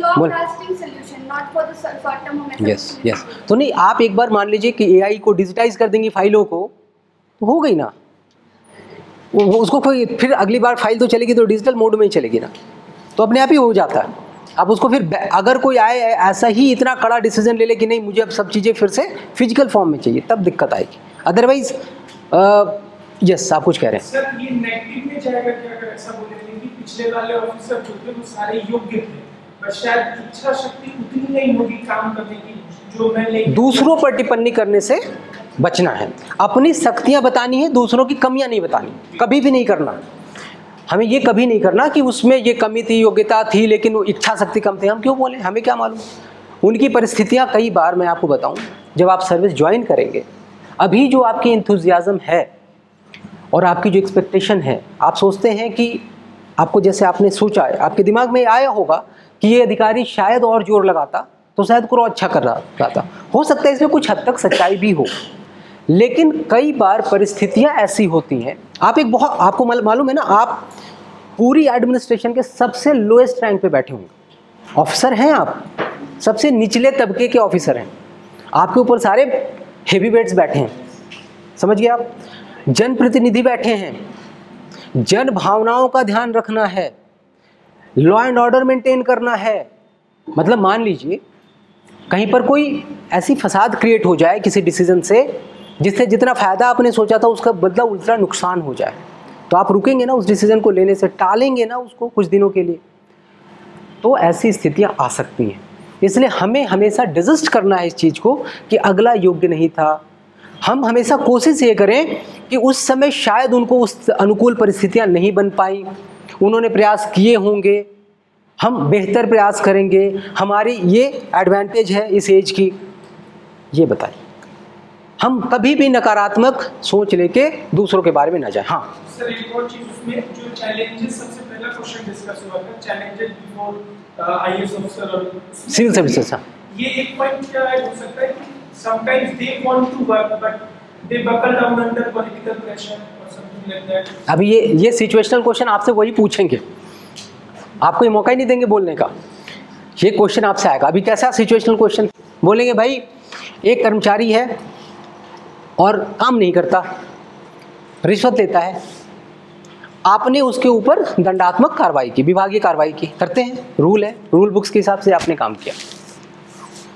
वो किसी नेताजी को जानता है या किसी माननीय विधायक को जानता है या किसी बड़े अफसर को, आला अधिकारी को जानता है, रिश्तेदार है उनका, आपने कुछ एक्शन लिया और वो उनके पास पहुंच गया, अब आपके पास फ़ोन आने लगा, अब आप क्या करेंगे? ये प्रश्न उन्हीं का होगा, आपको ही मौका नहीं देंगे। क्या होगा भाई उत्तर इसका? हाँ है, बिल्कुल है कि आउटसाइड प्रेशर, नाम नहीं लेना है, political bureaucratic, no, outside pressures and circumstances. Sir, इसके लिए हमारे जो एफआरएसआर है उसमें मतलब रिगार्डिंग कन्वर्सिंग, आप सर्विस में हैं? यस। हाँ, दैट इज़ वाई एफआरएसआर की बात आप कर रहे हैं। बाकी बच्चों को, बहुतों को तो एफआरएसआर नहीं पता होगा। बोल तो सकते हैं? हाँ बोल सकते हैं, वो तो ज्ञानी है बैठे हुए सामने, उनको तो एफआरएसआर पता ही है। हाँ बताएं, आप कुछ कह रहे थे, सॉरी। हाँ, कोई भी चैलेंज को दूर करने के लिए जी, वहाँ के लोगों का साथ होना बहुत बड़ी, एक्सीलेंट। तो sir, people sensitization is very necessary. How to do that? अगला क्वेश्चन में आ रहा हूँ इसी पर। इसके लिए अवेयरनेस कैंपेन जनरेट करेंगे, नुक्कड़ नाटक, कैंपेन जनरेट करेंगे, बहुत बढ़िया। हाँ बोलिए, अच्छा बोल रहे हैं आप। बहुत सारा रूट्स में ब्लैक स्पॉट्स होता है जो आम लोगों को पता नहीं, उसकी वजह से एक्सीडेंट्स बहुत होते हैं। उस चीज़ों को फिर हम कंप्लेंट्स रिड्रेसल के लिए एक टीम बनाएंगे, या नंबर ऑफ कंप्लेंट्स बढ़ेंगे तो ज़्यादा से ज़्यादा रूट्स ठीक होंगे। फिर इसका एक फ्लिप साइड बताता हूँ, ठीक। हमारा समाज, स्पेशली बिहार का समाज, पॉलिटिकली बहुत जागरूक है, आपको बताइए। सारे मतलब जननी कहते हैं किसकी? पॉलिटिक्स की जननी कहते हैं, धरती ऐसी अपनी। सभी सरकारों ने अब ऑनलाइन ग्रीवेंस रिड्रेसल के लिए पोर्टल्स बना रखे हैं जहां आप ग्रीवेंस डाल सकते हो, ठीक है ना, कि मेरी सड़क खराब है। अब वहां एक अधिकारी के सामने दूसरी चुनौती क्या है वो मैं आपको समझाना चाहता हूं। दो तरह की स्थितियां होती हैं, एक होता है सजेशन, जैसे मेरे यहाँ नई सड़क बनवा दीजिए, और दूसरा मेरे यहाँ की टूटी हुई सड़क बनवा दीजिए। Please try to understand what I am saying. There is a demand for a new road to be constructed and there is a demand that an existing road is in a bad shape, तो आप उसको ठीक करा दीजिए। ठीक, इनमें से redressal का पात्र कौन है और कौन नहीं है? टूटी हुई सड़क, वो दूसरी वाले ने क्या गलती कर रखी है भाई, वो भी सही है। 3 करोड़ ऐसे ग्रीवेंसेस आपके पास आएंगे। You are not aware of the quantum of grievance generated in this country, you are not aware। और उसमें से अधिकतर because of lack, उन्होंने बोला ना अवेयरनेस प्रोग्राम। अवेयरनेस प्रोग्राम में सिर्फ ये नहीं कि आपकी रोड टूट गई, ये भी बताना है कि रोड टूट गई जहाँ डेफिशिएंसी ऑफ सर्विस है उसको आप ग्रीवेंस कहते हैं, that will lead to a grievance. नई बिल्डिंग बना दीजिए, आप बना देंगे, आपको वहाँ का मान लीजिए ब्लॉक डेवलपमेंट अधिकारी बनाया, एसडीएम ही बना दिया, चलिए आप एक बिल्डिंग बना देंगे, है आपकी पावर, सैंक्शन लेंगे, जस्टिफिकेशन देंगे, अप्रूवल कहीं ऊपर से आती है, उनके पास भी फंड्स लिमिटेड होते हैं, आपसे हो सकता है मोर डिमांडिंग डिमांड्स हो उनके पास, तो आप कैसे बना देंगे? तो वो तो ग्रीवेंस लटका रहेगा ना। इसीलिए हमें 2 चीज़ों के बीच अंतर करना पड़ेगा। तो आप जब पोर्टल बनाते हैं ना, देखिए आरटीआई कितने लोगों को पता है? What is RTI? बस रफ आइडिया है ना। इंफॉर्मेशन क्या होता है? What is information?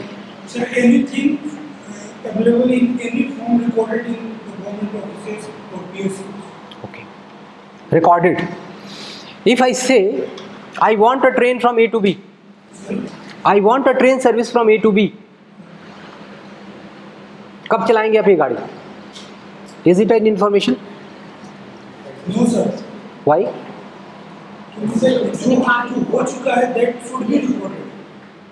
That should be recorded. तो आप जब आप सर्विस ज्वाइन करेंगे, तो अभी मैंने रोड वाली एग्जांपल दी ना आपको, समझिए इंफॉर्मेशन क्या है? जो कुछ रिकॉर्डेड है, लिखित में अवेलेबल है, जनरेट नहीं करना आपको, बनाना नहीं है, जो अवेलेबल है आप उसको शेयर करेंगे पब्लिक के साथ।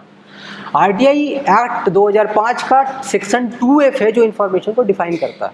लिखिए प्लीज, आरटीआई के बारे में लिखिए, थोड़ा बता रहा हूँ। आरटीआई जैसे ही आप बोलेंगे ना सशक्तिकरण, नागरिक को सशक्त करना चाहते हैं, तो आरटीआई सबसे इंपॉर्टेंट टूल है ना। तो अब आरटीआई नहीं जानेंगे तो कैसे होगा? तो पढ़ना है, आरटीआई लिखिए, पढ़िए, थोड़ा सा 2-4 बातें सुन लीजिए मेरे से। I will guide you, I am facing all this, मेरे पास रियल टाइम एग्जाम्पल्स हैं, राइट। तो आपसे जब आप लोगों को सिर्फ इसके लिए प्रेरित नहीं करेंगे एज एन, हाँ जी चल रही नहीं, कुछ किया भी है। हाँ, आपका क्या विचार है? नहीं करना चाहिए? पहले तो सुधार क्या हुआ, मतलब क्या अमेंडमेंट क्या हुआ है, संशोधन क्या है?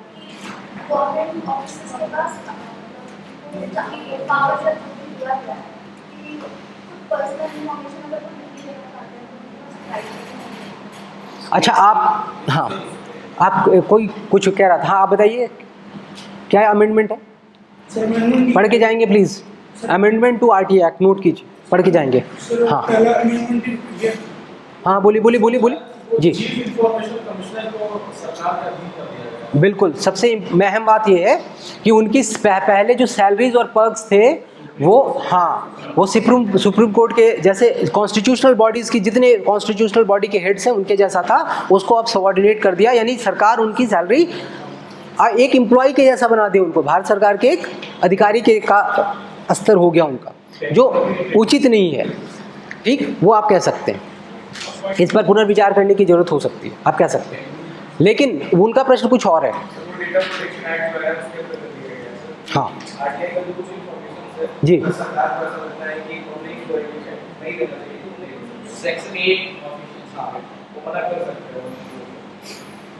सेक्शन एक्ट आरटीआई का भी है, उसमें भी एग्जम्पशंस ही दिए गए। सेक्शन आरटीआई में कुछ प्रोविजंस है, मोटी मोटी 2-4 बातें बता दूं जो आप काम में ला सकते हैं एज एन एडमिनिस्ट्रेटर। पहली चीज़, इन्फॉर्मेशन क्या है? जो रिकॉर्डेड है, जो आपके पास उपलब्ध है, बनाना नहीं है, नॉट टू बी क्रिएटेड। दूसरी चीज़, आपको कुछ एग्जम्पशंस हैं, और जो आप जब काम करते हैं as a CPIO means chief public information officer, तो आप एक अधिकारी के साथ साथ एक जुडिशियल ऑफिसर भी होते हैं। It is a quasi judicial process. आपके ऊपर उनको अपील करने के लिए एक फर्स्ट अपीलेट अथॉरिटी होता है, मतलब आप अगर सीपीआईओ हैं तो आपके ऊपर एक अपीलेट अथॉरिटी होगा जो आपसे वरिष्ठ अधिकारी होगा, और फिर उससे भी अगर आप संतुष्ट नहीं होते तो एक सबसे ऊपर आपके इंफॉर्मेशन कमिश्नर बैठे हैं या चीफ इंफॉर्मेशन कमिश्नर बैठे हैं, दिल्ली में या स्टेट्स में बैठे हैं। ठीक है जी, बात समझ आ गई। 3 टियर स्ट्रक्चर है। पहला लेवल सीपीआईओ जिससे आप सूचना मांगते हैं, दूसरा लेवल उसका अपीलेट अगर आप सूचना से संतुष्ट नहीं है तो, और तीसरा लेवल इंफॉर्मेशन कमिश्नर जहां आप सेकेंड अपील लगाते हैं। अपील, पहली अपील, दूसरी अपील। ठीक, अब आप सशक्तिकरण की बात कर रहे हैं, तो सशक्तिकरण का मतलब ये नहीं होता है कि आप लॉपसाइडेड सिर्फ पब्लिक की ही बात सुनेंगे, आप अधिकारियों की दिक्कतों को भी सुनना। भाई आप मान लीजिए अपीलेट अथॉरिटी है और आपका सीपीआईओ आके कहता है कि साहब एक बंदा है जो बार बार अपील करता है, बार बार आरटी एप्लीकेशंस लगाता है, क्या ये एम्पावरमेंट है या मिसयूज और अब्यूज ऑफ द टूल है? तो आप क्या करेंगे, ये प्रश्न है मेरा।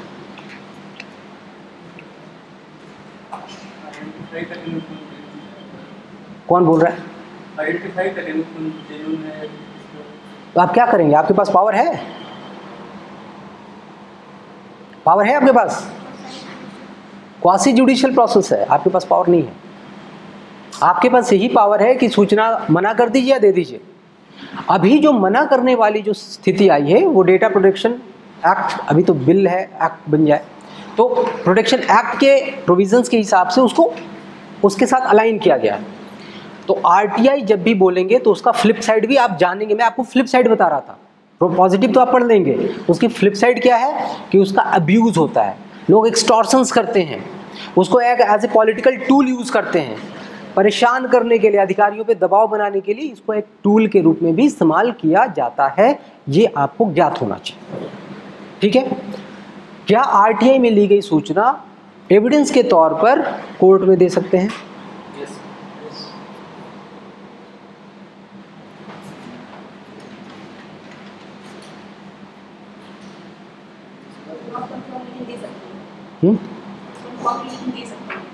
देने के लिए आप कुछ भी दीजिए, एविडेंस है कि नहीं ये पूछ रहा हूँ। देने के लिए आप कुछ भी लगाते रहिए, कोर्ट उसको एक्सेप्ट करेगा नहीं करेगा?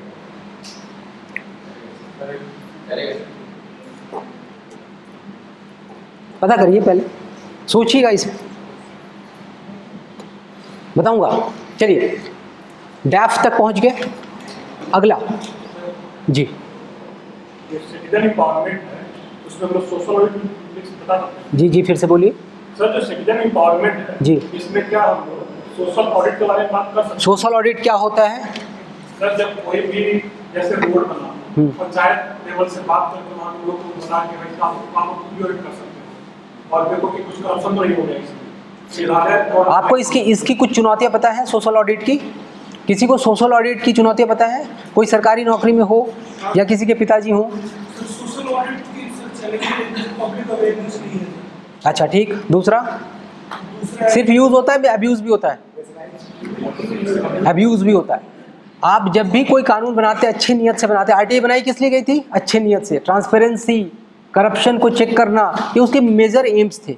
लेकिन अब धीरे धीरे करके उसको अब्यूज के रूप में भी यूज करते हैं। तो सब में होता है, हर चीज़ के दोनों पहलू। इसीलिए मैंने आपको क्या बोला, जब भी किसी चीज़ के बारे में बात हो या चर्चा का, जैसे यूसीसी है या जितने भी आप चर्चा में टॉपिक्स हैं, सबके दोनों पक्षों के बारे में जानकारी रखेंगे। और आपसे जब निर्णय लेने के लिए बोला जाए तो आप उसमें एक पक्ष को, अगर बोला ही जाए कि आप इसको मुझे बताइए कि आप इनमें से कौन किसके पक्षधर हैं, तो आप उसका ध्यान रखेंगे। ठीक, और बोलिए। डैफ का अगला पार्ट हॉबीज़ लिखते हैं आप, लिखा ही होगा। क्या क्या लिखा है हॉबी? आपने क्या लिखा सबसे लास्ट में?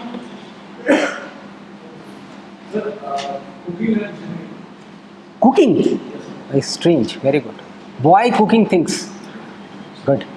क्या बनाते हैं आप? What is health?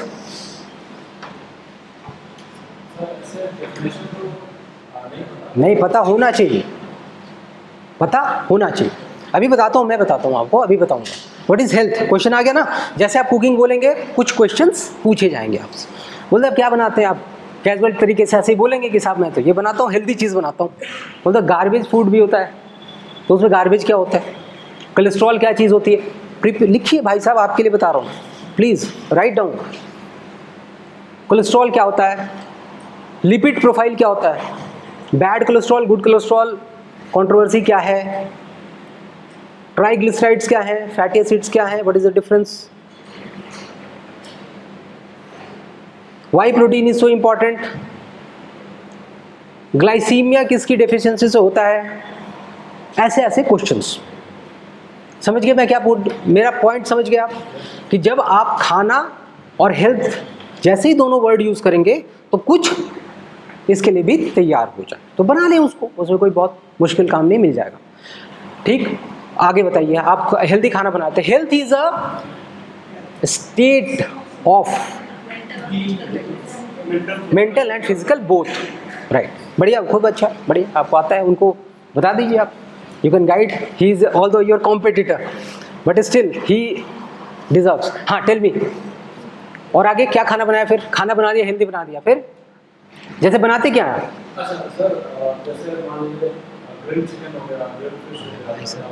मुंह में पानी आना शुरू हो जाता है। चलिए, सेकंड वाला हॉबी क्या था? Gym, good. तो gym is, how good is gym for health? Is it better to exercise in a closed air conditioned environment or in a open fresh air environment? Why are gyms growing or becoming more popular in cities? Two questions. Sir, gym popular है क्योंकि सबसे पहले कहीं भी available हो जाता है। हमारे यहाँ जैसे कि डेंसिटी बहुत ज़्यादा है, दिल्ली में 1000 से ऊपर है, तो इसलिए ओपन क्लास वगैरह मिलना इतना आसान नहीं है। जिम हम कहीं भी खोल सकते हैं, इस एरिया में खोल सकते हैं, तो अवेलेबल है सबके लिए, और अपने टाइम के हिसाब से सुटेबल आप भी जा सकते हैं। और अगर सुटेबल ज़्यादा अच्छा तो अगला कौन बताएगा मुझे? हाँ, आप बताएं, आपकी क्या हॉबी है? Sir, playing in football. तो अभी रिसेंटली मेसी और इसके ग्रुप में कोई शामिल हो गया? सर, मेसी ने recently sir inter Miami join किया जी, और उसके साथ उसके x Barcelona teammate Sergio Busquets और जॉर्डी अल्बा ने भी ज्वाइन किया। ओके। साइज क्या होती है फुटबॉल की, फील्ड की dimensions? 105 good, got the point. मैं क्या पॉइंट आउट करना चाहता हूँ, हॉबीज ये नहीं कि बस ऐसे कुछ भी बोल दिया, डायमेंशंस, कुछ इंपॉर्टेंट प्लेयर्स, अपने यहाँ के कुछ स्टार प्लेयर्स, ठीक, आपको क्यों पसंद है, right, things of that nature, आप उसको प्रिपेयर करेंगे। और कोई हॉबी किसी की इनसे अलग? चेस, अरे गजब, बताएं कैसे है चेस? तो मतलब बहुत कम लोग खेल पाते हैं, अकल वाला गेम है। किससे इंस्पायर हो गए, किससे इंस्पायर हो गए कि चेस खेलने के लिए? Who inspired you?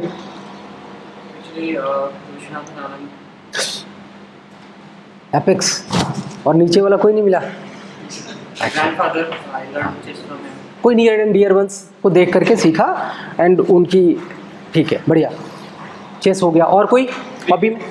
क्रिकेट नहीं, क्रिकेट इज यूजलेस। मैं जिससे पूछो कुछ नहीं, हॉबी समझ आता, क्रिकेट लिख देता है और फिर फंस भी जाता है। Cricket is very dice. Yes sir. Volleyball कितने प्लेयर्स होते हैं? 6। और वॉलीबॉल कोर्ट की साइज, नेट की हाइट, ठीक, बढ़िया, बहुत बढ़िया। कथक, मुझे तो आता ही नहीं कथक के बारे में कुछ, प्रश्न बनाना भी मुश्किल हो गया। हाँ बताइए, कितने घराने हैं कथक के? 3 घराने जी। और ये हमारे जो बिरजू महाराज थे, लखनऊ घराने के थे। तो जयपुर घराने का कोई बताइए? हाँ, नहीं, मुझे वो नहीं चाहिए, मुझे चाहिए नहीं वो चीज़। आप, मैं जो पॉइंट आउट करना चाह रहा हूँ, जो फिगर आउट करना चाहिए, उस पर मर्म समझिए, है ना, क्वेश्चन का आंसर। हाँ, अरे एक्सेलेंट। जीआई टैग मिल गया क्या? क्या होता है GI tag? Who will tell me what is GI tag? बताइए, जीआई टैग क्या होता है? जीआई टैग किसी एक स्पेसिफिक ज्योग्राफिकल वर्ड यूज करें। हाँ बोलिए, ठीक है, समझ गया मैं आपकी भावना से, मैं ठीक है, समझ गया, ठीक। अच्छा, तो एक तो डैफ का हॉबी तक पहुंच गए, सिचुएशनल क्वेश्चन हमने देख लिया। अब कुछ ऐसे क्वेश्चन होंगे जो आप एंटिसिपेट ही नहीं कर सकते। आप इसके लिए तैयार रहें कि अगर आपसे मैं 20 क्वेश्चन पूछूंगा तो उसमें से 3 क्वेश्चन आपसे नहीं होंगे, मतलब you might not be ready for it. बाकी 17 क्वेश्चन आपको प्रिपेयर करके जाना है तरीके से, राइट। और ये नहीं सोचना है कि वो सारे पूछे जाएंगे या पूछे जाएंगे कि नहीं पूछे जाएंगे। वो 17 क्वेश्चन आपको इतनी स्ट्रेंथ देंगे, इनर स्ट्रेंथ, जिससे आप एसोसिएटेड क्वेश्चंस को हैंडल कर पाएंगे in a proper manner. Are you getting my point? आप जो पॉइंट्स बनाएंगे डैप से रिलेटेड यानी डिराइव्ड क्वेश्चंस भी बनते हैं। जैसे क्या? आपकी स्ट्रेंथ एंड वीकनेसेस क्या है? आपने जैसे ही कहा मेरी स्ट्रेंथ, हर आदमी बोलेगा। एक बच्चा, मैं यूपी पीसीएस का मॉक ले रहा था, कहता है कि सर मैंने पूछा आपकी स्ट्रेंथ क्या है? बहुत कॉमन से साधारण सा प्रश्न सभी पूछते हैं। तो कहता सर मैं बहुत कर्तव्यनिष्ठ हूँ और मैं बहुत हार्ड वर्किंग हूँ। तो मैंने बोला आपकी वीकनेस क्या है? 3 वीकनेस में पहला वीकनेस बोलता सर मुझे नींद बहुत आती है। समझ लिया? Got the point? आप जो लिखें उसको काउंटर पॉइंट ना बना दें प्लीज़। आपने ऐसे कितने सोच रखा आपने स्ट्रेंथ और वीकनेस? आपने क्या सोचा है? स्ट्रेंथ सोचा ही नहीं। सब 30 के बाद सोचेंगे क्या? ऐसा है क्या? 30 के बाद सोचने का फैसला क्या हुआ? नहीं ना जी। आप अपना बताएं। सर मैंने सोचा है, वो मेरे पर्सनल एक्सपीरियंस है सर। हाँ सर मेरा कहना है कि सर क्योंकि हम बहुत ही कम संसाधनों पर बड़े, तो मेरा हमेशा ये प्रयास रहता है कि जो कम संसाधनों से बेहतर ऑप्टिमम यूटिलाइजेशन ऑफ रिसोर्सेज। बहुत बढ़िया। एक ब्यूरोक्रेट का पहला अच्छा गुण, ईमानदार आदमी का, ईमानदार ब्यूरोक्रेट का पहला गुण है वो ऑप्टिमल यूटिलाइजेशन ऑफ रिसोर्सेज पर ध्यान दे। बिल्कुल सही। दूसरा है सर कि मेरा स्वरोजगार था जिसमें मैं बहुत सालों तक काम की। तो उससे सर मेरा ना to connect with people easily, कि मैं लोगों से जल्दी जुड़ जाती हूँ। ठीक, बहुत अच्छी। वीकनेस क्या है? चलिए 2 तो आपने बताया, एक वीकनेस। मुझमें सीखने की प्रवृत्ति। ये कैसे प्रूव करेंगे आपकी आप में सीखने की प्रवृत्ति है? लीजिए। ये ऐसे कि सर मैं सिलाई भी करती थी, टेलरिंग का काम था मेरा। तो सर इसमें मैंने कोई प्रोफेशनल ट्रेनिंग नहीं की। मिथिला पेंटिंग में भी मैंने कोई प्रोफेशनल ट्रेनिंग नहीं। पापा के साथ भी मैं बिजनेस में थी तो उसमें भी कोई बहुत ही अच्छा, बहुत अच्छा, बेहतर कर पा रही। ठीक है। वीकनेस? वीकनेस मेरा है कि एक तो मैं वर्कोहोलिक हूँ, मैं जिस काम में लगती हूँ उसमें मुझे अपने हेल्थ का ध्यान नहीं रहता उसमें। ठीक, बढ़िया। सेकंड? दूसरा कि सर थोड़ा इमोशनल है। इमोशनल होना अच्छी बात है बुरी बात है? अच्छी बात। आप कुछ नहीं बोल रहे साहब, इतनी देर से बैठे हैं। Why you are not saying anything? Questions for me? हाँ या टेल मी, मैं आता हूँ। हाँ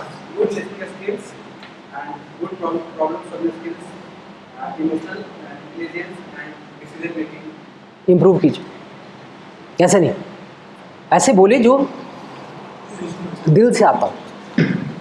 अगर हार्ड वर्किंग है तो बोले कि मैं पैशन दिखे कि मैं हार्ड वर्किंग हूँ साहब। ऐसे नहीं मैं हार्ड वर्किंग हूँ, मैं ऐसा हूँ, नहीं। टोन मॉड्यूलेट करना भी देखिए 1 दिन में नहीं होगा, 10 दिन में नहीं होगा, लेकिन फिर भी मिरर के सामने बैठ के आप ये प्रैक्टिस जरूर करें टोन मॉड्यूलेशन का। कुछ बच्चे आते हैं ना, अच्छे बच्चे होते हैं, मतलब नॉलेज 3 सेगमेंट में आपको असेसमेंट होती है, आपको पता ही है। एक नॉलेज वाला हिस्सा, एक आपकी एक्सप्रेशन वाला हिस्सा, और तीसरा कि भाई आप अपने को प्रेजेंट कैसे कर लेते हैं, मतलब कैसा ड्रेसअप कर रखा है, ये वो कॉस्मेटिक, जिसको कॉस्मेटिक पोर्शन कहते हैं। बच्चे ज़्यादातर जो मेंस लिख के आए हैं, पास करके आए हैं, तो इतना तो तय है कि बेचारे पढ़ के आए हैं, विषय वस्तु तो पता ही होती है। प्रेजेंटेशन सोच के कर पाना और क्षणिक या इंस्टेंटेनियसली कर पाना, यही चैलेंज है। और इसलिए आप क्या करें, मिरर के सामने बैठ के कुछ प्रैक्टिस करें, बात वार्तालाप, और अपनी शक्ल देखें, मॉड्यूलेशन कैसे होता है। कोई गंदा क्वेश्चन पूछे, फेस का एक्सप्रेशन बदलता है नहीं बदलता, 3-4 दिन जरूर करें, 2-3 मॉक जरूर दें। ये सब मैं आपको सजेशन के रूप में दें, 2-3 मॉक जरूर दें कम से कम। एक मॉक, एक जिसको बोलते हैं ना फाइनल ड्रेस रिहर्सल, देखते हैं ना 26 जनवरी की परेड के पहले भी इतनी तैयारियों के बाद भी एक ड्रेस रिहर्सल होता, उसमें पूरी मतलब it is a replica of 26 जनवरी, बिल्कुल वैसे ही, सब कुछ वैसे ही होता। ठीक, सिर्फ वहाँ पर प्रेसिडेंट साहब की जगह एक डमी बैठा होता है। तो आप भी एक ड्रेस रिहर्सल जरूर करें। लास्ट जहाँ भी आपको मौका देने का मौका मिले, आप प्लीज़ अपने उस ड्रेस में जाएं, उस अटायर में जाएं जो आप उस दिन पहनेंगे। फीडबैक जो मिलता है उसको बस पढ़ के किनारे न कर दें, वरना मौका ना दें। अगर आप टेक अवे पॉइंट्स नहीं बना पा रहे तो it is useless to have a exercise of this nature. ठीक, डैफ के डेरिवेटिव्स में के स्ट्रेंथ एंड वीकनेसेस बता दिया कि एक तो वो तो आप थोड़ी लिखते हैं डैफ में कि मेरे स्ट्रेंथ क्या वीकनेसेस क्या। दूसरा डेरिवेटिव ये होता है कई बार कि आपसे आपकी डैफ देख करके आपको मैं उसी से खूब सारे सिचुएशनल क्वेश्चन बनाऊंगा। तो ये सिचुएशनल क्वेश्चन की एग्जांपल्स तो आपने देखी ली। अब एक लास्ट एस्पेक्ट जो मैं आपको पिन पॉइंट कर दूं, मैं अपने एक्सपीरियंस के बेसिस पे बोल रहा हूँ। जितने बच्चे इंटरव्यू देने आते हैं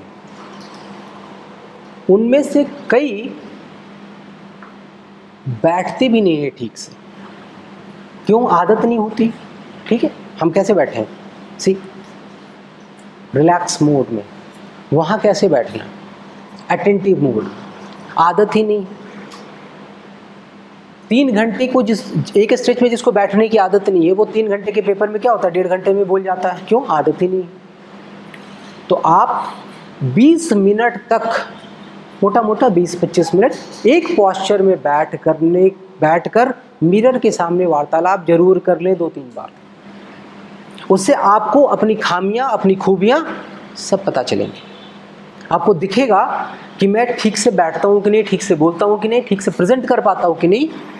एक काम ये करेंगे। दूसरा काम करेंगे, जब आप एंट्री लेते हैं तो बिना परमिशन के ना घुसे।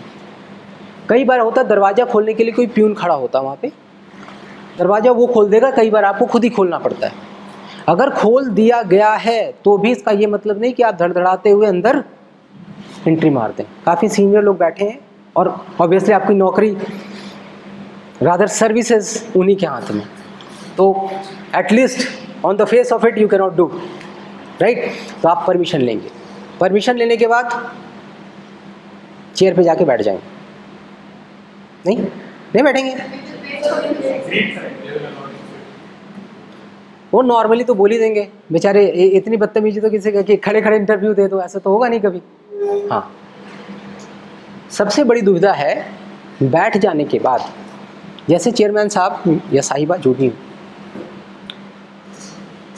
आपसे जो पहला प्रश्न पूछेंगे वो होगा कि आप अपना संक्षिप्त परिचय दें। ये तो पूछेंगे ही पूछेंगे, तो पहला क्वेश्चन सबके साथ होगा। इसको आप रट के जाएंगे। बनाइए उसको 3, 4, 5, 6, 7, 8 तरीके से बनाइए और चुनिए कि कौन सबसे बेहतर है। खुद लिखें, लिखवाएं नहीं किसी से, कोई मॉडल आंसर नहीं है इसका। लिखें 3, 4, 5, 6, पढ़ें 3, 4, 5 बार और देखें कि कौन सा ब्रीफ डैफ की मोटी मोटी बातें आ जाएं उसके अंदर। आपको पता है ये बोला जाएगा कि आप अपनी जाति, स्थान, इन सबको छिपाते हुए या उनका उदाहरण न देते हुए आप ये सब बातें बताएंगे, तो ये ध्यान रखेंगे। मेरी बातें स्पष्ट हो रही? ठीक, वो आपका एकदम रेडी रेकन, जैसे ही बोला जाए, चूंकि वो रटा हुआ होगा तो आपकी मतलब एक होता है ना कि जो चीज़ आती है आदमी क्वेश्चन समाप्त होने से पहले उत्तर दे देता है। ऐसा ना करें। मैं आपको रटने के लिए कह रहा हूँ, पॉज लेके, कि जैसे मैं सोच के बोल रहा हूँ। कई बार डिसेप्टिव होना पड़ता है, डिसीव वो भी करेंगे, आपको भी थोड़ा सा डिसीव करना पड़ेगा कि मैं सोच के बता रहा हूँ, ये नहीं कि मैंने रट्टा मारा हो। रट्टा मारना है, दिखाना नहीं। जितने क्वेश्चन आप जाएंगे अगर उसके उत्तर पता है तब भी आप 7, 8, 10 सेकेंड पॉज लेके ही बोलेंगे। ये नहीं उन्होंने पूछा कि भाई नारी सशक्तिकरण, सर सशक्तिकरण क्यों नहीं है पूछ रहा था, आपने सब बता दिया क्यों है। ठीक, ऐसे गलतियां ना करें प्लीज, पूरा ध्यान से सुने। आपने देखा होगा पीटी में भी ये गलतियां होती है ना, नॉट करेक्ट, करेक्ट, और हम सब टिक टिक टिक टिक करके आते घर में, आ रही ये तो गलत हो गई। ये सब नहीं करना है। पॉज, हर क्वेश्चन आता हो ना आता हो पॉज लेना है। 7, 8, 10 सेकेंड पॉज लेके, एज इफ मैंने कुछ पॉन्डर किया या thought over it and then I am replying. ठीक, अगली बात, जब भी आपसे प्रश्न पूछा जाए तो जो बोर्ड मेंबर पूछ रहा है कोशिश करें कि आई कांटेक्ट बने और हट जाए, मतलब ऐसे नहीं, राइट। उससे क्या होगा, नर्वसनेस आएगी। ठीक, आप थोड़ा सा उनके फेस के कभी इधर नीचे कर लें, ऊपर कर लें। Don't try to make eye to eye contact, बिल्कुल ऐसे करके सर आपने ऐसा पूछा था मैं बताऊंगा ऐसे, नहीं, not like that. Fine, got the point. Very basic things. Number cut जाएंगे, रैंकिंग खराब हो जाती है, फिर आप मेरी जगह आ जाते हैं, राइट. ग्रुप ए से ग्रुप बी में आ जाते हैं. Don't do this. मैं अपनी पर्सनल एक्सपीरियंसेस शेयर कर रहा हूँ. Try to understand. This is the first hand experience. It is not copied from any source. whatever I am saying, this is my experience or experiences of my colleagues. तो इस बात का ध्यान रखें, ये कोई मैं यहाँ लेक्चर देने नहीं आया, मैं आपको एक जेन्युइन सजेशन देने आया हूँ. और अगर आप इसमें से कुछ भी टेक अवे ले जाएं और उसका कुछ फ़ायदा उठा पाए तो I will be the first man to be happy, very happy, because we all feel that you have reached the second and the final stage. एक कदम और एंड यू आर थ्रू. नहीं. और लास्ट पॉइंट, निकलते time पीठ दिखाते हुए please ना निकले. जैसे चेयर ऐसे रखी हुई तो अब ऐसे नहीं मुड़ के निकले. मंदिर में भी नहीं निकलते. हमने देखा है कि एक जहाँ पे भी डिग्निटी या रेस्पेक्ट देने की बात होती है पीठ नहीं दिखाते, है ना, एक कल्चर है.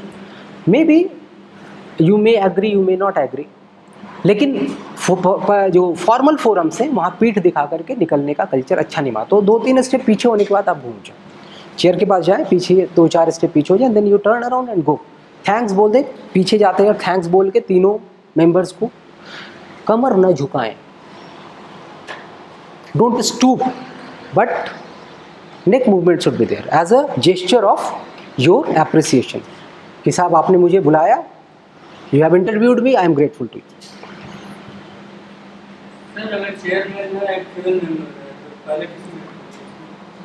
Chairman is the apex.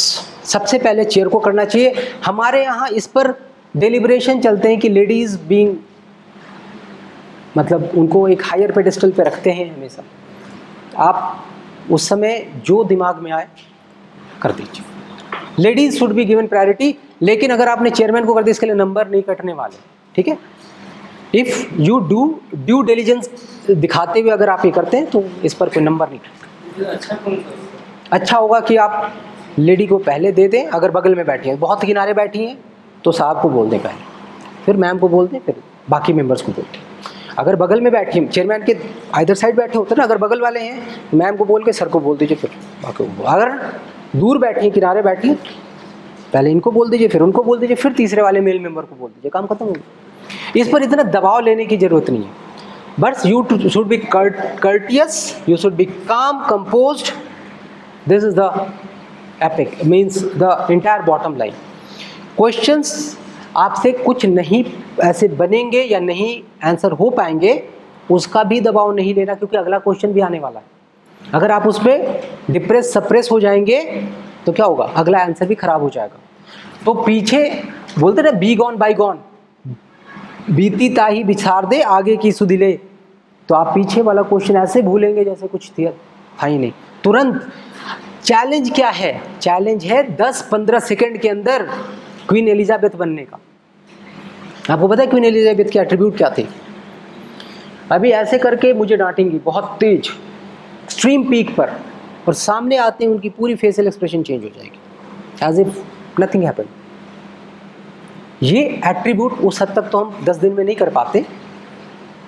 मैं हर बच्चे को कहता हूँ, जिस दिन आप ये प्लान करते हैं कि मैं सिविल सर्वेंट बनने जा रहा हूँ, try to inculcate some basic things. हम टी शर्ट पहन के घूम रहे हैं, वाई यार, घर में घूमिए ना.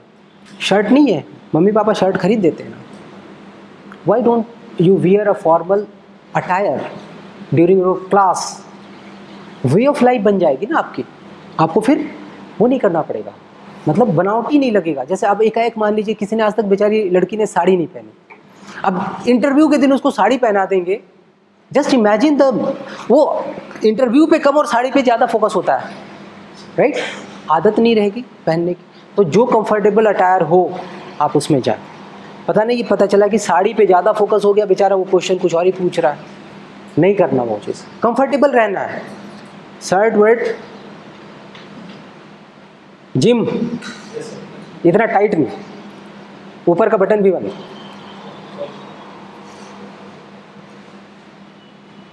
आदत, मैं इसी को बोलता हूँ आदत, ठीक है।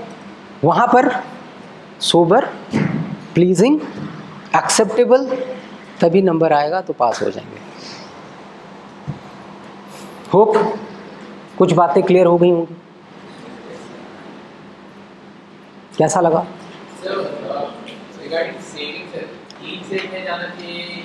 दाढ़ी बना के जाना चाहिए, मतलब जैसे बगल वाले आपके फ्रेंड, मतलब अगर वो रखते हैं हमेशा तो बहुत अच्छा, मतलब यूनिक कॉम्बिनेशन है ना। आप दोनों को क्वेश्चन के आंसर हो जाता है।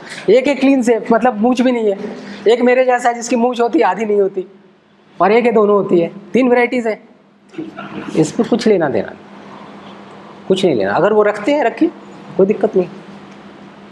लेकिन अगर आप नहीं रखते, मैंने बार बार क्या, एक चीज़ पर ध्यान देना, जो चीज़ आपको आज पहली बार कुछ मत करिए, मतलब एक्सपेरिमेंटेशन से बचिए, है ना। इस पीरियड में प्लीज़ डू नॉट एक्सपेरिमेंट कि मैं दाढ़ी नहीं रखता लेकिन दाढ़ी रखूँगा। किसी ने बोल दिया बहुत अच्छे लगते हो यार दाढ़ी रख के, बाद में रखेंगे ना 10 अक्टूबर 15 अक्टूबर के बाद भी तो दिन, मतलब प्रलय तो नहीं आ जाएगा इतनी जल्दी, बाद में रख लेंगे। एक्सपेरिमेंटेशन से बचना है।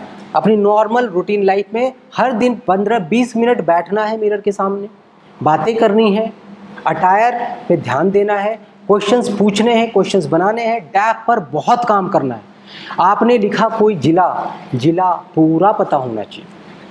डेटा जरूर पढ़ के जाए, पीसीएस में डेटा पूछा जाता है, यूपीएससी में कोई डेटा नहीं पूछता, लेकिन पीसीएस में जरूर डेटा पूछा जाएगा आपका विज़ावी इंडियन। मान लीजिए आप दरभंगा में बैठे, दरभंगा के महाराज, एक महाराजा थे ना, तो थोड़ा हिस्ट्री वालों, दरभंगा महाराज, ठीक।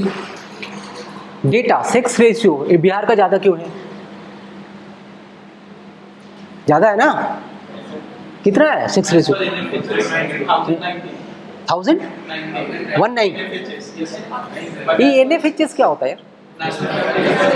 कितने साल पे होता है? 5 साल।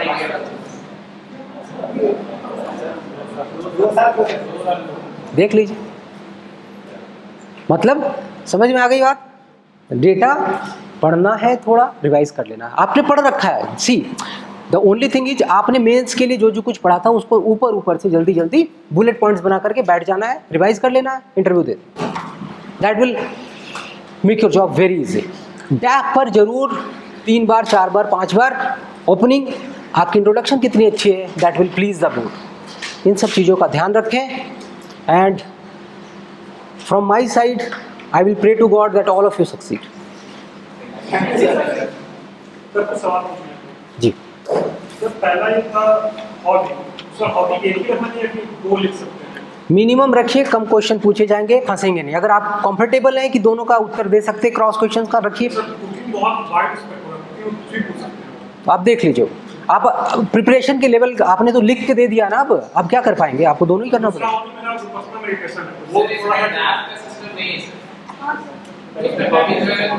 आपने लिखा हुआ, तब आप एक ही बोले, बेहतर रहेगा।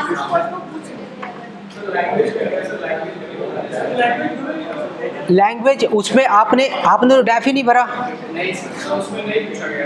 तो आप, अगर आपको हिंदी कंफर्टेबल लगती है, डैफ का मतलब ये नहीं कि आपने भरा चाहे नहीं भरा, डैफ आप समझ रहे हैं ना, आप उसके जितने आइटम्स हैं उस पर काम करें, that is the main thrust.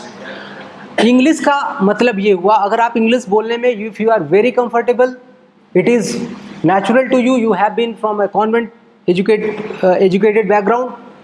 If you are not comfortable, please don't, वो तो मर्की सा हो जाता है, थोड़ा अच्छा नहीं लगता।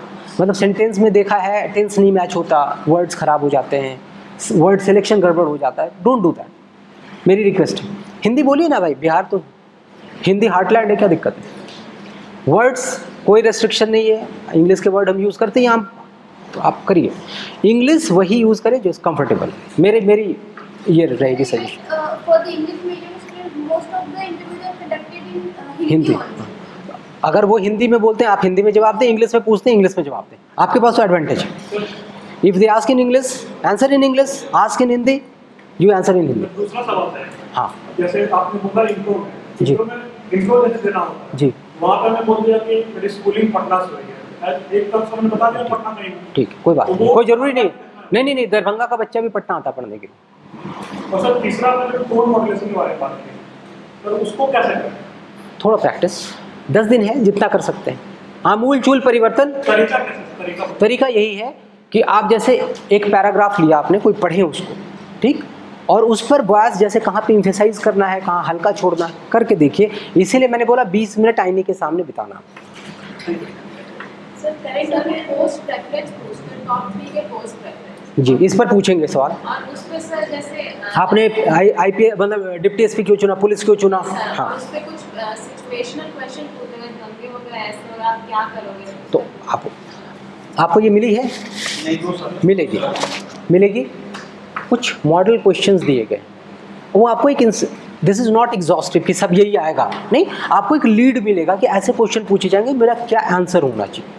हमेशा आपको एक ऐसी सिचुएशन में ले जाके, जैसे हम लोग क्या करते हैं, जैसे क्या बोला जाएगा, आप एक टीम को लीड करते जंगल में जा रहे थे, कुछ आतंकवादियों का या कुछ एंटी सोशल एलिमेंट्स का पीछा करते हुए, मोबाइल टावर 0 हो गया, आपकी कनेक्टिविटी खत्म हो गई, और आप और आपकी छोटी सी टीम जो लेस इक्विप्ड है गिर गई है। तो आप कैसे कम्युनिकेट करके रिइंफोर्समेंट मंगाएंगे? स्टैंडर्ड क्वेश्चन सोचिए। कोई कॉल है जिसमें कम टावर में, लो टावर में, बैटरी कम में कुछ कर सकते हैं?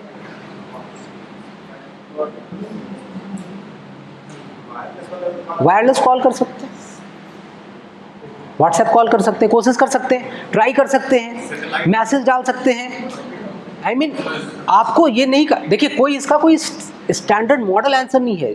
यू आर टेकिंग आप आपकी प्रेजेंस ऑफ माइंड चेक कर रहे हो, और अगर आप इन सब चीज़ों के लिए तैयार होंगे तो एक आंसर का इनपुट दूसरी जगह भी यूज़ कर पाएंगे। तो इसी को प्रिपरेशन कहा जाता है। और क्या प्रिपरेशन, मॉक ही तो कराएगा आपको।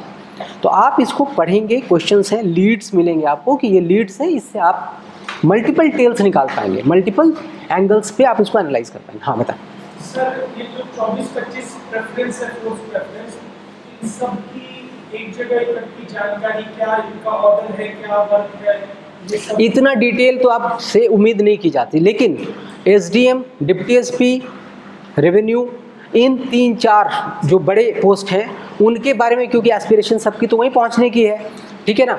तो आप या सप्लाई इंस्पेक्टर, पैसे वाला पोस्ट होता है शायद, नहीं, तो लोग उसके लिए भी स्ट्राइव करते। आई डोंट से दिस, मैं ये कहना चाह रहा हूँ कि जो ऐसे पद हैं जिनका कि सीधा सीधा आपको इन्फॉर्मेशन मिल जाता है, आपसे थोड़ी उसकी पूरी वर्किंग कंडीशंस और सारे जनरल बातें, लेकिन बुलेट, मैंने क्या बोला, जैसे ही आपने उत्तर देना शुरू किया मैं प्रश्न बदल दूंगा, क्यों, मुझे पता लग गया आपको आता है। तो आपको इतनी डिटेलिंग नहीं करनी, लेकिन 5 मुद्दे, 5 बातें लिखेंगे, 2 बातें बोलेंगे, क्वेश्चन बदल जाएगा, नहीं बोलेंगे क्रॉस क्वेश्चन होगा। करंट 2 साल तक करंट होता है, करंट 2 साल होता है पीछे का।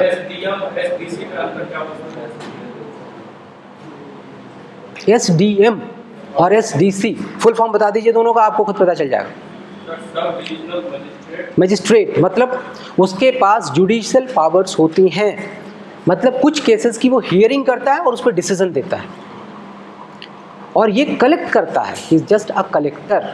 तो इसके पास जुडिशियल पावर्स नहीं होते, लेकिन कई बार ऐसे कुछ अधिकारी हैं जिनके पास कुछ अपीलेट पावर्स होते हैं, मतलब आपके उच्चाधिकारियों के पास कुछ जुडिशियल पावर होंगे, लेकिन लिखा हुआ नहीं होगा कि वो मजिस्ट्रेट हैं, लेकिन उनके पास कुछ मजिस्ट्रेट बहुत लिमिटेड होता है।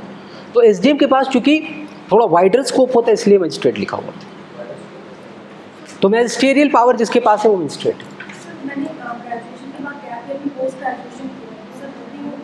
क्या किया था, सेम सब्जेक्ट, इन्वायरमेंट पढ़ के जाइएगा, बजिंग टॉपिक है।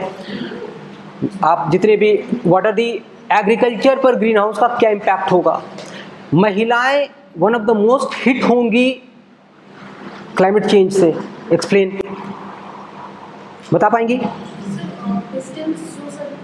नहीं, महिलाएं क्यों ज़्यादा इम्पैक्टेड होंगी ग्लोबल वार्मिंग से, पुरुष क्यों नहीं होंगे उतना ज़्यादा? उनके ऊपर सर जो रिस्पांसिबिलिटी होती है सर, जो भी मैनेजमेंट की है सर, वो ज़्यादा होती है। तो पुरुषों के पास कुछ नहीं होती सर? होती है सर, बट अब मैं भी पुरुष हूँ, मेरे पास भी कुछ रिस्पॉन्सिबिलिटीज़ है। Health impact sir? नहीं, कुछ सोचिए इस पर, दूसरा एंगल है। कोई सोच पा रहा है, कोई लेडी सोच पा रही है? इन्वायरमेंटल क्यों इम्पैक्ट ज़्यादा होगा लेडीज़ पर? हाँ क्या क्या? बढ़िया बढ़िया बढ़िया, जिसका नहीं माइग्रेशंस, यस ठीक है, इस तरह के कुछ पॉइंट्स। और कोई आप कुछ कह रहे हैं? तो ये भी होता है कई बार जो गांव होता है वहाँ पे जो वुमन होती हैं तो बहुत सारे छोटे छोटे इंडस्ट्री चल रहा है तो उनके इन्वायरमेंट के हिसाब से लाइक बेच के कुछ वो चेयर बना देंगे, अगर पेड़ करते हैं तो उनके लिए इन्वायरमेंट एक्टिविटी भी खत्म हो जाए। लेकिन जरूरी नहीं कि सारी लेडीज़ ही लगी हों वहाँ पे, सेल्फ हेल्प ग्रुप्स होते हैं, उसमें जेंट्स भी होते हैं, ऐसा नहीं है कि लेडीज़ ही होती है सर। तो आपको ऐसे वाले पॉइंट्स पकड़ने हैं जो लेडीज स्पेसिफिक हो, ये पूछेंगे आप, आपके लिए इन्वायरमेंट रिवाइज करके जरूर जाइए, ठीक है। अच्छा SF6 क्या होता है? हाँ क्या होता है? CH4 से ज़्यादा होता है कम होता है? CH4 का CO2 से ज़्यादा होता है कम होता है? CH4 एबंडेंस किसकी ज़्यादा है? एबंडेंस किसकी ज़्यादा? CO2 किससे? मैं फिर एक लीड क्वेश्चन था, आपको ये भी बता दिया। आप जो लास्ट पढ़ के जाएंगे, जैसे इन्होंने इन्वायरमेंटल साइंस पढ़ लिया, आपने फिजियोथेरेपी पढ़ ली, 4 क्वेश्चन पूछेंगे। बॉल एंड सॉकेट जॉइंट क्या होता है? इसकी थेरेपी क्या ऐसे करेंगी? इंफ्रारेड थेरेपी और UV थेरेपी में क्या अंतर होगा, राइट? आप एक बंदा है, एक्सीडेंट से उसके टांगों में मान लीजिए चोट आ गई और डिस्पाइट हिज बेस्ट एफर्ट वो ठीक नहीं हो पा रहा, उसके लिए क्या सजेशंस होंगे एज अ फिजियोथेरेपिस्ट? इस तरह के क्वेश्चंस। कोई है ये जो, अच्छा आपका स्ट्रीम क्या था? Marine engineering. TS राजेंद्र थे?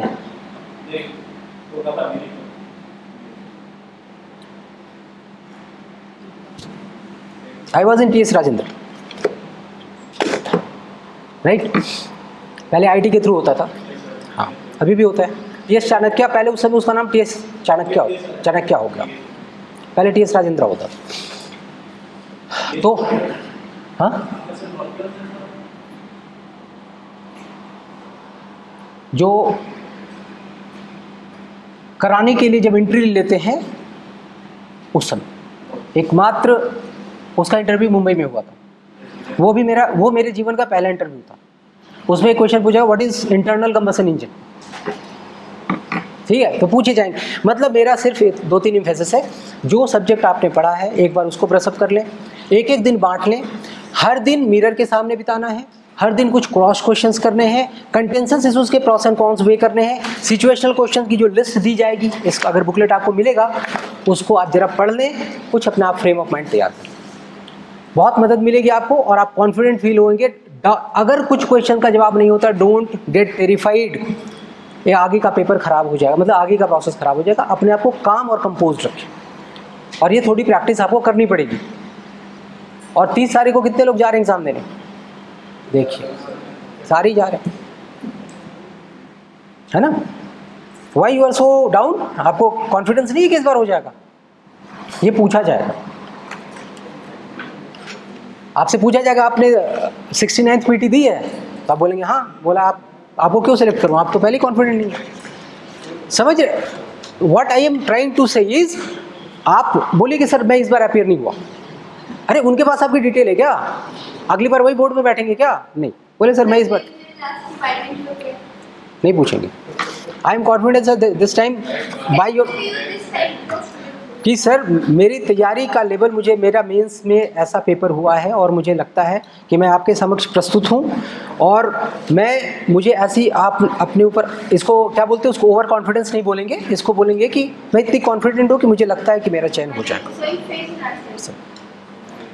ठीक सर जी एक और मेरा क्वेश्चन है, जी। ये मैंने बीएड किया है, मेरा ग्रेजुएशन मैथमेटिक्स हुआ है, मेरा ऑप्शनल एंथ्रोपोलॉजी है, तो क्या बीएड को मेंशन करना उसमें मल्टीपल सारे बहुत सारे डायमेंशंस आते हैं? अगर नहीं लिख के दिया तो ज़्यादा बताने की ज़रूरत नहीं है। अब यूपीएससी में क्या होता है, आप लिख के दे चुके होते हैं, अब आप उसके बाद मॉक से पहले आते हैं, साहब मैं क्या करूँ? अरे करना क्या है, तुमने तो लिख दिया भाई, अब मैं क्या करूँगा? Then you have to prepare for it. Here this limitation आप जितना हाइड कर सकते हैं हाइड कर लीजिए। प्लान बी किसके किसके पास है, ये भी पूछेंगे। प्लान बी है किसी के पास? अगर ये नहीं हुआ तो क्या करोगे? तो बीटेक वाले तो बोलेंगे सर मैं वापस वहाँ चला जाऊँगा। बोलेंगे फिर यहाँ क्यों आए थे, समय खराब किया अपना और मेरा।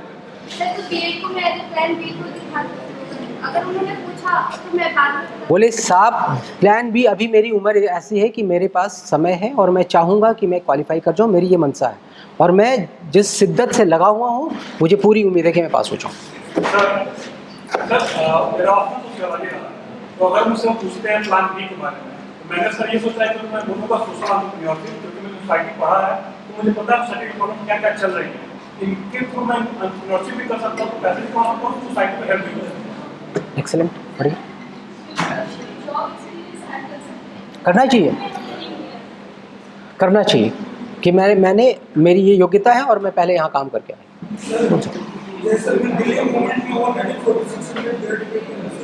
4200 ग्रेड पे, 46 पे। क्या आप असिस्टेंट सेक्शन ऑफिसर हैं? अच्छा।